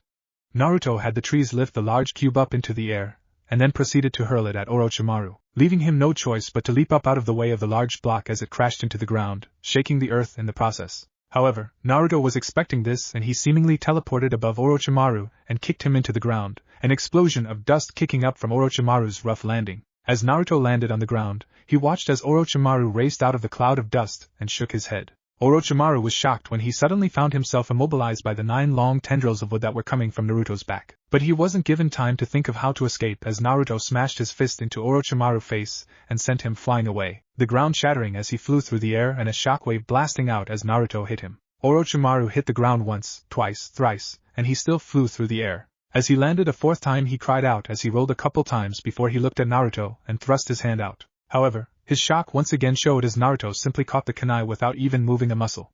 He growled in anger. Impossible. How did he gain so much power? He cried out, just as Naruto had said any Orochimaru would do when faced with an opponent they couldn't beat. Naruto raised his hand up with his palm facing the sky. "Come on, Orochimaru," he goaded. "Let me show you what true power really is," he told Orochimaru. Orochimaru growled in anger. Who did this brat think he was? With a charge, Orochimaru attempted to once more beat his enemy into submission. However, what he got was the exact opposite as Naruto planted his fist deep in Orochimaru's gut, the Sannin coughing up a gob of blood from the sheer force of the hit. Backing up a bit, Orochimaru tried to hit him with a boxing combo, but Naruto merely leaned and bobbed out of the way to avoid the hits before he lashed out with a hard right cross to Orochimaru's face, causing him to stumble back. A spinning roundhouse was blocked as Naruto ducked under and smashed another fist into Orochimaru's face before he lashed out with a kick to the rogue ninja's face and then another to the ribs before he leapt up and kicked him in the head hard enough to throw him away. When he finished sliding across the ground, Orochimaru felt some blood on his lip and wiped it off as he glared at Naruto. "How dare you look down on me?" he growled as he vanished and appeared above Naruto on a tree limb. A swipe of his arms and Naruto once more caught the kunai aimed to impale him, and he crushed them in his hand and threw the broken remains away. Orochimaru was desperate by now, his cries of "Damn it! Damn it! Damn it! Damn it!" filling the air. And with that he pulled out several kunai and hurled them at Naruto before calling Ninpu. Shuriken Kage Bunshin no Jutsu, where Naruto merely started running and then performed a leap and spin to avoid the blades as they stabbed into the ground. Turning his gaze back to Orochimaru, he was forced to lean his head out of the way as a kunai nearly stabbed him. Turning around, Naruto grabs the next knife and swipes the next 8 away before the blonde throws the one in his hand at the Orochimaru, getting a yell of pain as it impales his shoulder. With his enemy now distracted, Naruto vanishes once again and appears behind Orochimaru, and drops a heel on him and sends him flying into the lake nearby. A splash large enough to be seen over the trees showing where he crashed down from the force of Naruto's blow. Kneeling on the water, the Orochimaru is breathing as if he had run a marathon, his breathing rough and ragged. He gasps when Naruto's chakra signature appears behind him, and he leaps out of the way. Trying for a punch, Orochimaru is once more blocked and then kicked away, his hands gouging up water as he forces himself to stop. He grunts in surprise as he catches Naruto's fist in his hand, but still, Naruto is just as fast as he launches a punch to his gut, lifting him up off the water. A hit once again hitting him in the gut raises him higher, and another to his chest bends him over, while another to his face lifts him back up before Naruto executes a powerful kick to Orochimaru's chin and hurls him away. The sheer force from the hits Naruto delivered were astronomical, the shockwaves blasting the water back with each blow landed. Regardless, after executing his kick, Orochimaru slams into the water and rolls again and manages to only roll once, and quickly gain his footing where he launches himself at Naruto as fast as he can. Orochimaru launches a punch that Naruto stops with his forearm, and then lashes out with a left hook to Orochimaru's face before the two both throw punches that collide with the other's fist, an explosive waterfall rising into the air as the force of their blows shove them away from one another. Naruto gazed at Orochimaru impassively, feeling the massive spike in the Sannin's chakra. It was of no element, but it felt somewhat ethereal. Yes, that was the best word. Madara no Jin! Orochimaru's mouth opened disgustingly wide and out came a multitude of snakes. Thousands upon thousands of the white reptiles rushed rapidly towards Naruto, piling up to 30 feet and spanning a great width. Naruto was staring, amazed at the magnificence of the jutsu. He had never seen its like, even as Hashirama. Out of the mouth of every one of the tens of thousands of snakes rushing towards him came out a sword he recognized well, the sword of Kusanagi, dripping with poison. This was a very powerful technique, and he could not counter it with Doton or Suiton. The thousands of Kusanagi would just rip through. He could not reveal Mokuton yet, though he could easily stop the snakes with that, Kusanagi or not. Which left? The air around Naruto turned blinding silver for half a mile in all directions, chakra pouring out of every one of his tenketsu in a torrent. He raised his palms, routing all his chakra into them. Orochimaru looked stunned by the magnitude of the chakra Naruto was releasing. The multitude of snakes was almost upon him, the heap growing all the time. Naruto breathed deeply, and slammed his glowing palms into the ground. A massive semicircular shockwave erupted from Naruto's position, blowing each and every one of the snakes to pieces. The forest was destroyed as utterly as Orochimaru's 10,000 shockwave reached the Sannin, and hurled him far away for the third time. Naruto looked around at the devastation he had caused sadly, never liking to see the destruction of trees, let alone those created by himself. He immersed himself in his senses and sighed in relief, as he felt Orochimaru fleeing rapidly towards the east boundary of the forest. That battle had pushed him a little. He sensed Satsuki and Sakura tremulously approaching him from behind. You can come out now, Sakura and Satsuki. The duo slowly walked towards him, not believing the sheer destruction unleashed during the battle. They had never seen a fight like that before and never understood the meaning of a Kage-level fight as they did now. You are so powerful, Naruto, you actually drove Orochimaru back, Sakura said in absolute wonderment. Good fight, Naruto, Satsuki said, a small smile adorning her lips as she realized that he had scared Orochimaru enough to flee. Gahaha. Naruto laughed happily. Thanks guys, but what about you guys? You guys okay? He asked. I am fine, he only managed to get past my guard and give me that sick hickey of his. Glad you sealed it away, 'cause I want you to get rid of it, Satsuki said, smirking. Naruto was her rival, alright. No matter how powerful he got, Sakura just smiled at her teammates. I have one last thing to do, Naruto said, sensing all around them for around 5 miles. No one. He assumed all teams were driven away by the scale of his and Orochimaru's fight. All teams had something resembling a sensor on their team. After all, they would have certainly given wide berth to a Kage-level fight. That suited him just fine. He looked at the devastation caused by his final attack and the absence of trees, and gathered his chakra. Mokuton Haijutsu, Mori no Taido. The massive semicircular area of the forest that was divested of trees for at least a mile rumbled. Small saplings rose up everywhere in the huge barren area slowly, and with a great rush shot up to become massive trees that repopulate the empty area. Satsuki and Sakura looked open-mouthed at their teammate who had just created about a square mile of forest.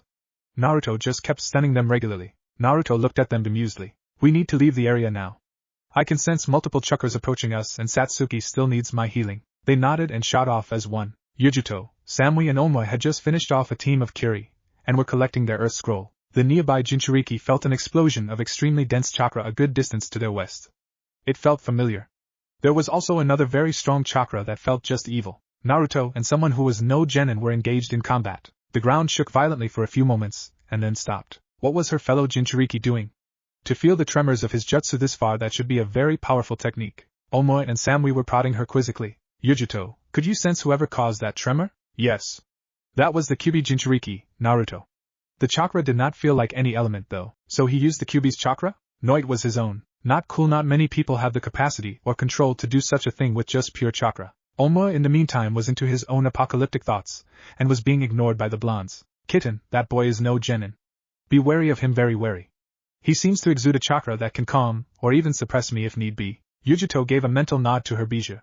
Suddenly she felt a release of unfamiliar chakra from Naruto. It felt like life? What chakra could actually create life? She was suddenly pulled into her mindscape by Nibi. She stood in a lush grass plain, confronting the Hellcat. What? Yujuto, Naruto either has the Mokuton or the Rinnegan. What? There is no other explanation. That is how he suppressed Kurama so well, and seems to have the power to suppress me. Only 2 known techniques can create life. One is the Mokuton and the other is a Rinnegan technique called Banbutsu Sozo, the creation of all things. Both possibilities are extremely disturbing. Yujuto was extremely stunned. Naruto most probably had one of 2 mythical bloodlines. The Rinnegan was the Rikuta Sennin's dojutsu, the ultimate dojutsu. The power he wielded with those eyes was said to be unfathomable beyond human comprehension. The Mokuton was documented a little more. Senju Hashirama's strength with that bloodline was so great that he was compared to the Rikuta Sennin sometimes, taming 9 Bija like it was nothing? Both possibilities were extremely frightening for the elemental countries. A second coming of either of the two legendary figures would tip the Scalesno, completely destroy the scales. Asama had to be informed immediately. She turned to Omoi and Samui. We need to get to the tower at the earliest. No wasting time. I have something extremely important to convey to Reikage-sama. Her teammates seemed to recognize her seriousness and nodded. Gathering their chakra, they shot off rapidly towards the tower. Naruto had just finished patching up Satsuki. The trio had taken shelter in a clearing some distance from the previous fight. Sakura could not believe that Naruto was so skilled a medic. How many talents did the blonde have? Satsuki looked so much better now. Naruto sighed in satisfaction as he sensed Satsuki's chakra flowing calmly with no fluctuation. His lover was as good as new. What is that seal you used on Satsuki, Naruto? Naruto pondered for a moment. It is called an evil suppression seal. It is an advanced seal that can contain malicious influences, that is, until the user's will holds. So Satsuki, even with as strong as your willpower is, promise me you must never give in to the instincts that may be spawned in you by Orochimaru's seal, understand? Satsuki nodded briefly. Sakura glanced at Naruto. We still have a need for an Earth Scroll, don't we? We cannot complete the exam without the Earth Scroll. Naruto grinned. We don't have to worry about that, Sakura-chan. It seems we have company, he said, sensing the approach of the sound ninja. The foliage parted to reveal three figures sporting the Odo headband. The bandaged ninja of the team came to stand in front of Naruto. We are here for Uchiha Satsuki. Leave her to us and your lives will be spared. We will even give you our Earth Scroll. Naruto looked amused, as did Satsuki. Sorry, no deal. Leave us your Earth Scroll, and maybe we will spare you, said Naruto. The one next to the bandaged nin yelled, Dosu. Let us just kill these brats and get it over with. Die, Satsuki. Zankuho. A funnel of air rippled from his arm and shot towards Satsuki, who disappeared. Naruto stared, intrigued. The trigger-happy sound shinobi now laid face first in the dirt, Satsuki standing over him. Dosu shook his head. Zaku, you should have waited. Kin, take the pink-haired girl. I will take the blonde. Zaku, do not underestimate the Uchiha. Naruto was getting tired of these games. He just wanted to get the Earth Scroll and discuss the Orochimaru issue with Sarutobi. He needed to knock these children out fast. Satsuki, Sakura, stand back. Satsuki, you are still not fully rested. Sakura, you would take too much time to defeat that girl. Leave it to me. Not waiting for their responses, he just appeared in front of Zaku and knocked him out with a strong palm to the chest, sending him flying. Before the girl could react, she was incapacitated by a chop to her next vital point. Dosu pointed his arm towards Naruto for some kind of technique but was just too slow. Naruto buried Dosu to his neck with a simple headhunter technique and rendered him unconscious with a simple finger strike. Satsuki smirked broadly and Sakura no longer looked stunned, having expected something like this from the blonde. No need for powerful jutsu when simple techniques can do the job easily. Naruto went to the one called Dosu and searched him for an Earth Scroll.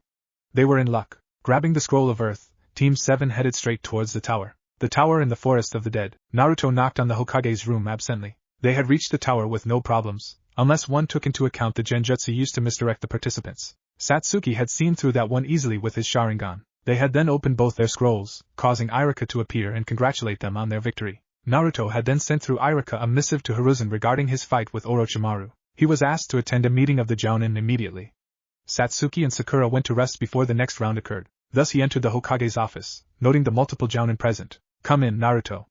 And stop trying to peep at Kurenai's posterior, Jiraiya. Naruto turned to see a tall and well-built white-haired man straighten quickly from his stealthy position behind the beautiful Kurenai. Sorry, he giggled perversely, his eyes round from what had obviously been an excellent peek. Naruto stared at the man with interest. His godfather by all accounts. He had no idea that the Gama-Sennin was a pervert on this scale. The Toad Sage had taught Minato, his father.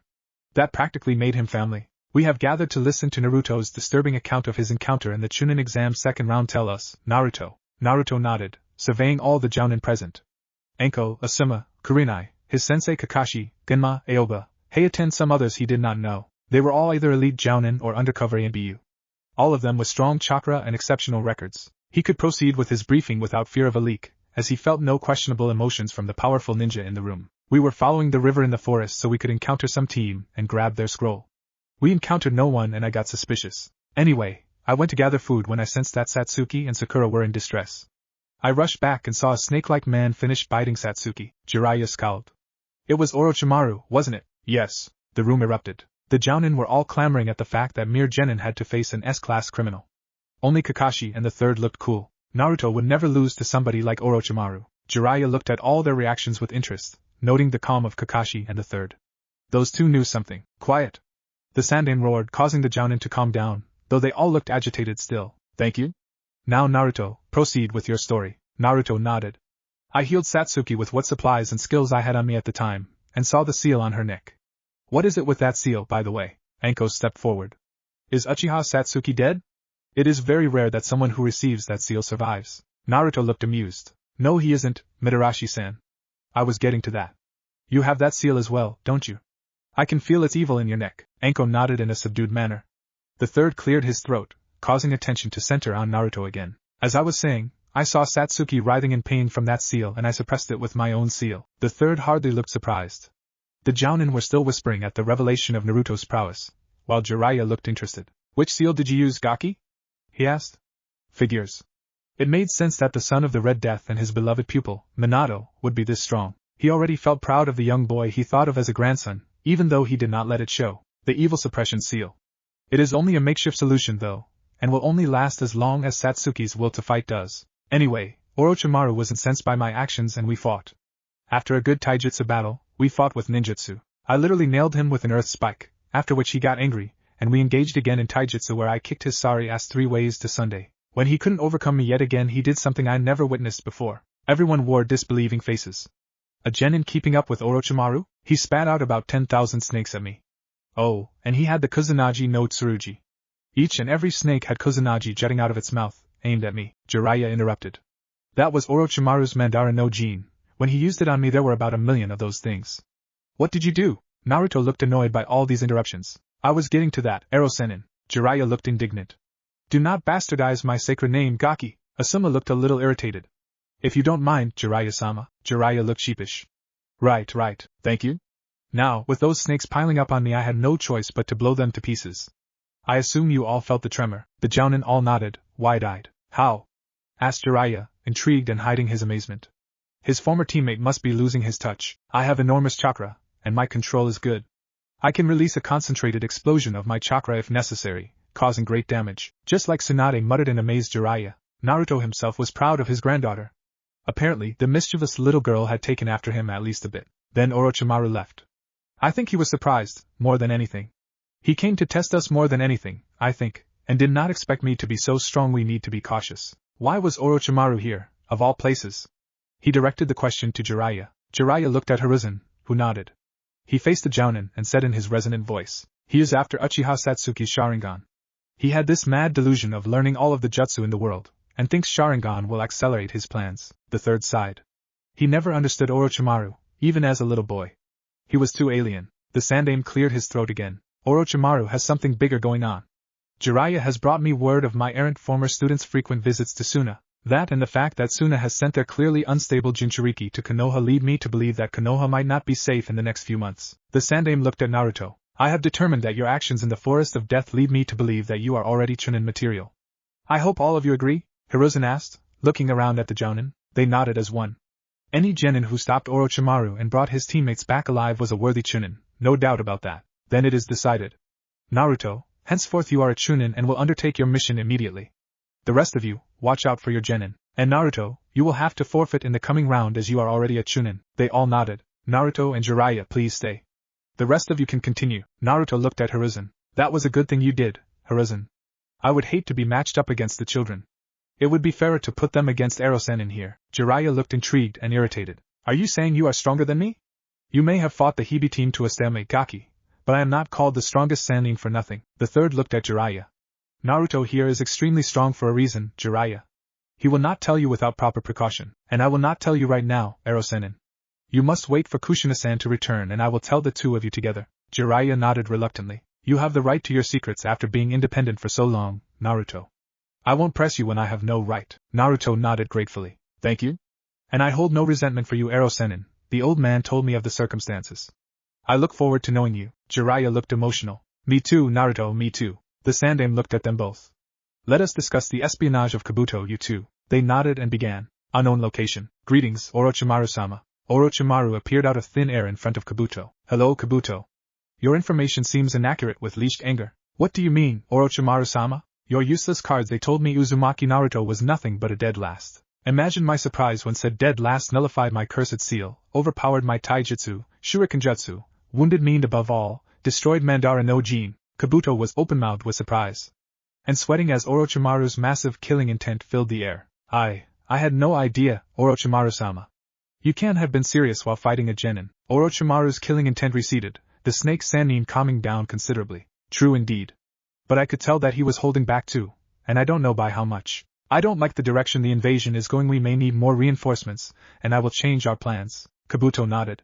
How is the Edo Tensei coming along, Orochimaru-sama? Orochimaru looked slightly frustrated. The same Hashirama cannot be resurrected. I have no idea why. But I have a backup, Kabuto.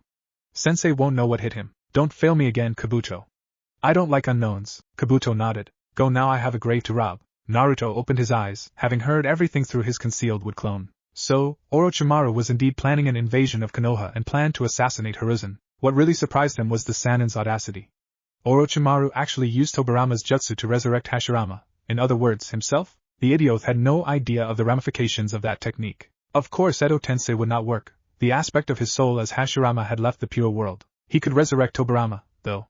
This could not be allowed. The dead were meant to be left in peace. He would hate to see Tobirama as a puppet of some upstart. This needed further consideration. Forest of Death Preliminary Tower. The spy crept around that night and put two and two together that Uzumaki Naruto could well be trouble for this plan to destroy the leaf.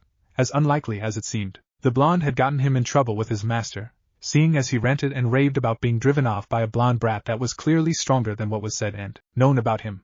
It was Kabuto's intention to sneak into Team 7's sleeping quarters in the central tower to look for proof and possibly to eliminate the blonde Jinchuriki. If it's not Uzumaki-kun, I can simply withdraw without anyone being the wiser, thought the glasses-wearing ninja. The snake's apprentice slipped into Team 7's chambers in silence after confirming Satsuki and Sakura were both in the female quarters. Kabuto looked around and smiled, seeing the blonde was indeed all alone. There's Uzumaki-kun sleeping like a baby, safe in his mother's arms. Naruto rolled over in his sleep and mumbled something. Kabuto cast the sleeping genjutsu on the already sleeping team to make sure the blonde remained asleep. That's when Naruto's eyes snapped open in the darkness, and he smiled, showing his elongated canines. Well, an interloper, said Naruto in the darkness. He looked directly at Kabuto as the latter tried to body flicker out of the room. The silver-haired ninja's eyes widened when he found he couldn't move at all. The blonde was still looking at him intently and hadn't moved. After a moment of silence, Naruto said, You aren't going anywhere. I don't know what you're doing here, but I intend to find out. Let's start with your identity. Genin Yakushi Kabuto of Konoha, isn't it? Kabuto was sweating. He found he could talk, but that was it. Why yes, I'm Yakushi Kabuto. I stepped into the wrong room, I'm afraid. You're Uzumaki Naruto-kun, aren't you? I'm terribly embarrassed that I lost my way. The snake's apprentice saw Naruto reach down and touch the floor by his bed and channel some chakra into it. The walls of the room suddenly lit up with various seals. Kabuto's eyes widened slightly as he thought, Uzumaki is a seal master? The blonde sat up in bed and stretched. Sneaking in here was dumb. Using chakra in a low-level jutsu was dumber. What were you doing, genjutsu? He questioned calmly. He wanted answers, and if he woke Satsuki it'd show he wanted her to do drastic things, and he didn't need that. She'd break him in an instant before he could find anything out. Interrogating a spy was nothing for the likes of him anyways. Sweating heavily, the glasses-wearing ninja said, I don't know what you're talking about, Naruto-kun. I just lost my way. If you call a proctor, I'm sure we can sort this out. We're both comrades from the leaf, aren't we? Naruto's eyes lit up red for a second, sending a chill down Kabuto's spine. The spy channeled chakra to summon an Anbu and said, let's be reasonable, Naruto-kun. I know you're tired and fatigued. You must be exhausted. Naruto stood up and said, the seals on the walls are advanced silencing/suppression seals. They won't let any noise out of this room no matter how loud you scream. They also suppress chakra, so the signal you just sent to the Anbu never left these walls. It's just you and me, Yakushi. The snake's apprentice felt like a cornered rat in a trap. We'll sort all this out, Naruto-kun. Just call my sensei or my teammates. Even if he tortures me, Orochimaru-sama taught me to resist pain and drugs. The blonde unsealed a brush and a bottle of chakra ink. He shook his head and muttered, there is no rest for the wicked. I'll tell you what. You answer my questions truthfully and I'll set you free after you've sated my curiosity. Kabuto smiled harmlessly and said, of course, Naruto-kun.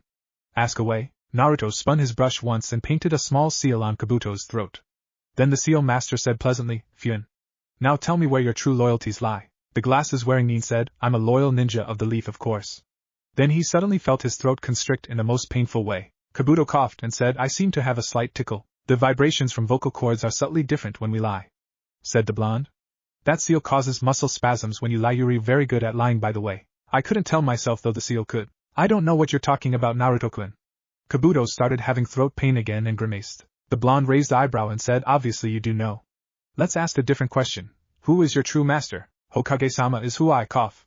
Cough. That was a big lie there, Kabuto-san. Observed Naruto conversationally. At this rate you're going to choke to death before you answer my questions honestly. Let's try this question. Are you a spy? Kabuto's eyes widened and he whispered no. He then had a terrible coughing fit, and would have collapsed if he hadn't been frozen in place. Do you work for Orochimaru? Asked Naruto, taking a long shot. Kabuto calmed himself and said, I'm not going to sit here and be tortured, Naruto-kun. We are allies and cough. Cough, cough. Yeah, not buying it, said Naruto before he unsealed a small book and thumbed it for a minute. Kabuto started coughing uncontrollably again, and the blonde's expression turned deadpan. Hold that thought, said Naruto. I'm going to get some assistance, Naruto said before he body flickered out of the room, leaving Kabuto frozen in place and very afraid. Kabuto had been alone for 15 minutes trying to figure out a way to escape when he heard a cheerful voice. I'm back, said Naruto as he reappeared in his room where Kabuto was still standing. Sorry about the delay, I had to retrieve some associates. And the glasses-wearing Nin felt his heart rate go into overdrive as he watched as both Marino Ibiki and Mitarashi Enko appeared in body flickers as well seconds later. Ibiki looked at Kabuto and squinted at the spy's throat before he said to Naruto, So this little seal on his throat is a lie detector? Yes, said Fox. It's just like I said before. Flashback. Enko and Ibiki were discussing the situation with Naruto.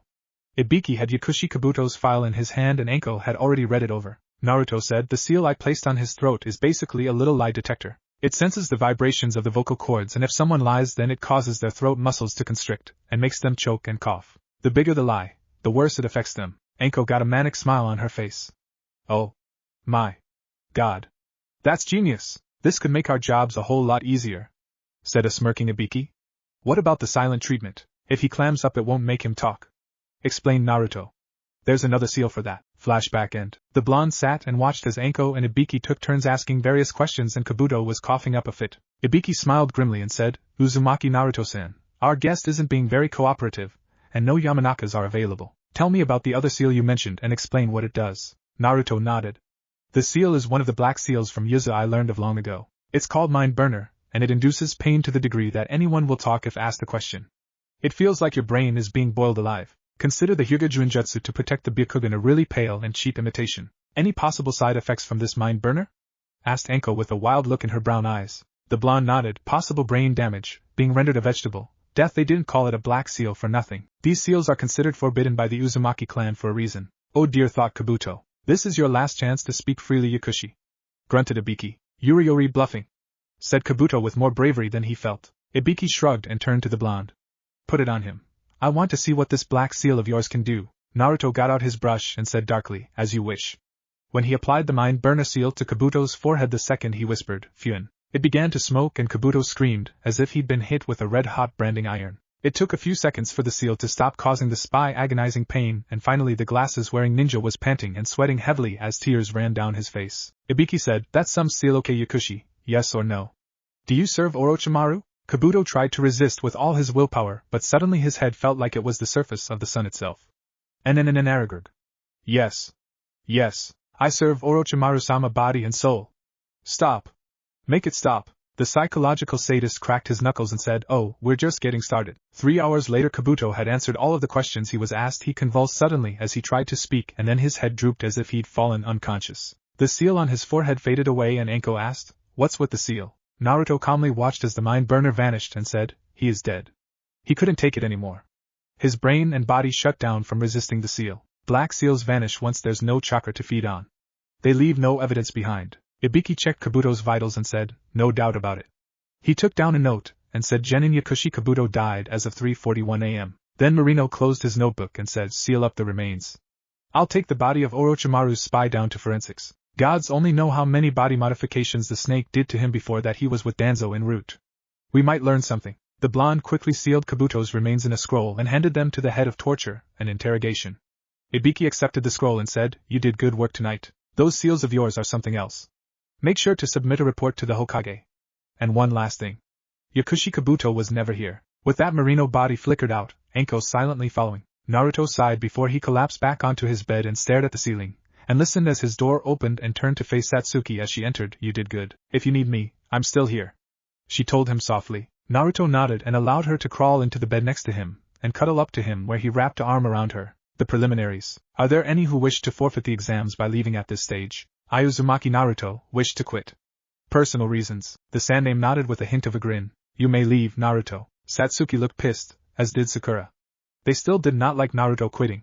He had not told them why, except that the Hokage had requested it. Why was Satsuki still fighting? She'd tear them apart. But according to Naruto, the people wanted her to show her skills and he agreed slightly to show some of her prowess as a Jounin-level ninja. Well, sorta. Waving to his outraged teammates and stunned fellow rookies, Naruto began his mission of investigating Kabuto. 10 days later, Naruto watched as Satsuki was being trained by Kakashi to use her lightning chakra nature. As Madara, her affinity had been for wind and fire, but as Satsuki, her main affinity was indeed lightning, though she still had her repertoire of jutsu from her previous life. She had apparently made quite the impression back at the preliminaries, moving so fast that her opponent could hardly see her, let alone touch her. Satsuki had apparently defeated him with speed and genjutsu alone, not laying a single hand on her opponent. Satsuki was being called the second coming of the other great prodigy of the Uchiha, Shunshin no Shursui. The disadvantage with Shunshin was that one could not unleash ninjutsu instantaneously after using it, as the regathering of chakra took time. However, being who she was, she had only eliminated that problem long ago, much like he himself had done.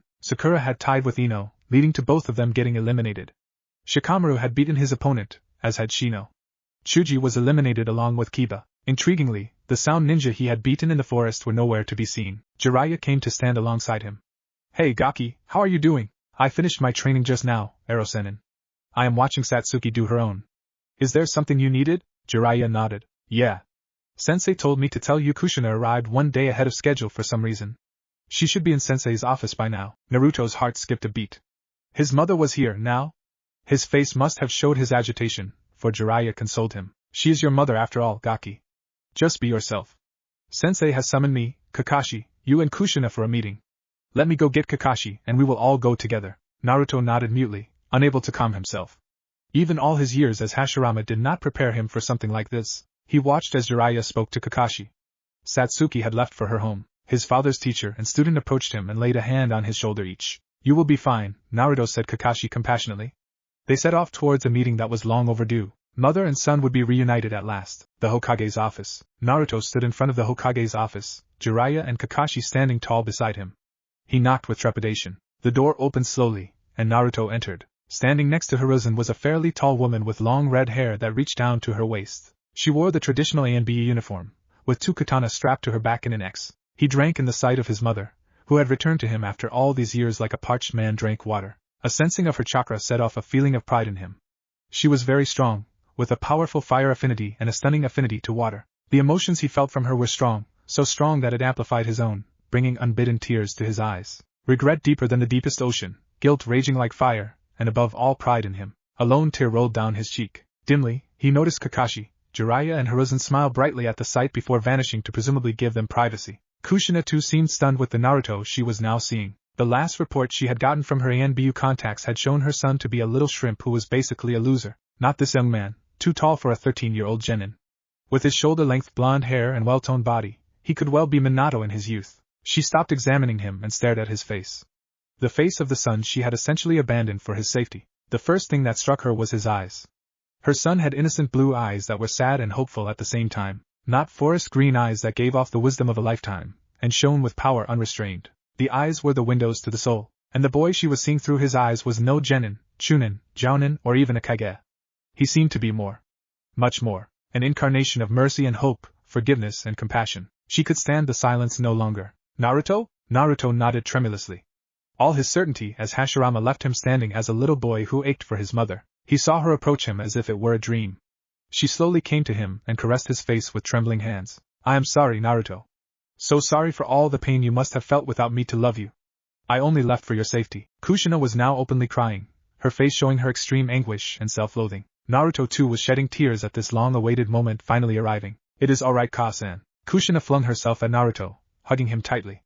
The two remaining Namikes were together again, the loss of their separation and love and hope at their reunion flowing through their veins like cleansing fire. Naruto smiled to himself softly, hugging Kushina tightly to himself. It would be alright. Naruto had, with some assistance from Kakashi and Hiruzen, told his mother of his life after she left him, how he was thrown out of the orphanage and had fended for himself at the age of 6 in the cold streets, and beaten almost to death regularly, how he was given an apartment for himself and lived there alone, loveless and scorned by all. His academy years. Now, it was time for the final secret, his true identity. He looked at Jiraiya and Kushina, assessing them. Kushina was not raging, as Naruto had expected her to be. She had an expression of uttermost self-loathing upon her face as she visualized the sufferings her child had gone through. The village should burn in hell for its ignorance. No mother should ever have to leave her child to suffer like this. Minato had faith in Konoha. Like the trusting idealist he was, he had turned her little bundle of joy into a Jinchuriki, knowing full well the hatred it brought. She still loved him, though. How could she hate him when she, still alive, had left her son to suffer?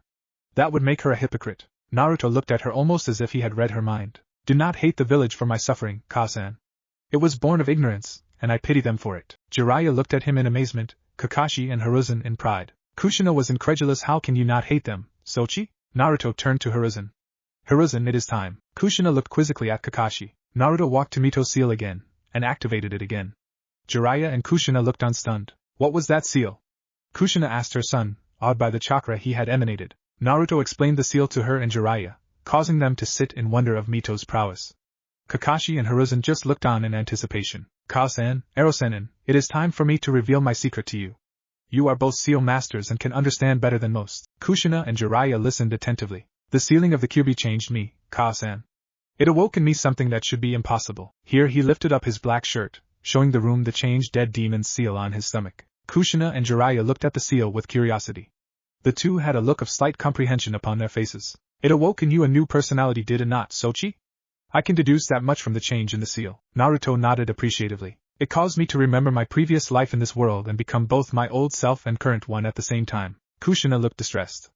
As parents, they had not done right by their son. He had to undergo too many things that should not be experienced by any child. Do not be distressed, Ka-san. It is my old life that led me to become what I am now, to find peace. Kushina and Jiraiya looked at Naruto with anxiety. This could very well be harmful and was extremely unexpected. Naruto clasped his hands in the ram's seal, flaring his chakra. Is that nature chakra? Jiraiya asked in amazement. Only in major part, replied Naruto. His chakra always had a high concentration of nature chakra mixed in it. They had called it Mokutan chakra. Kushina was amazed and at her son's chakra. He was unleashing enormous amounts, and didn't even breathe hard. She watched as he molded chakra. Mokutan, Budo no Hiragari. Impossibly, vines started spreading and flowers bloomed upon them, covering the space of the entire office. Hiruzen looked stunned at seeing his sensei use Mokutan again. Kakashi looked awed. He would never get over Hashirama-sama using Mokutan in front of him. Naruto looked at Kushina and Jiraiya, who looked at the spectacle in amazement. He felt a sense of déjà vu, having done this to Kakashi before. I was an Senju Hashirama, the Shodai Hokage of Konohagakure. What, if Naruto has Hashirama memories Konoha? And thanks for watching my video till the end. If you enjoy this content, then do consider subscribing to my channel. And leave a like if you guys need the next part. Comment down and thanks for watching the video and see you guys in the next video.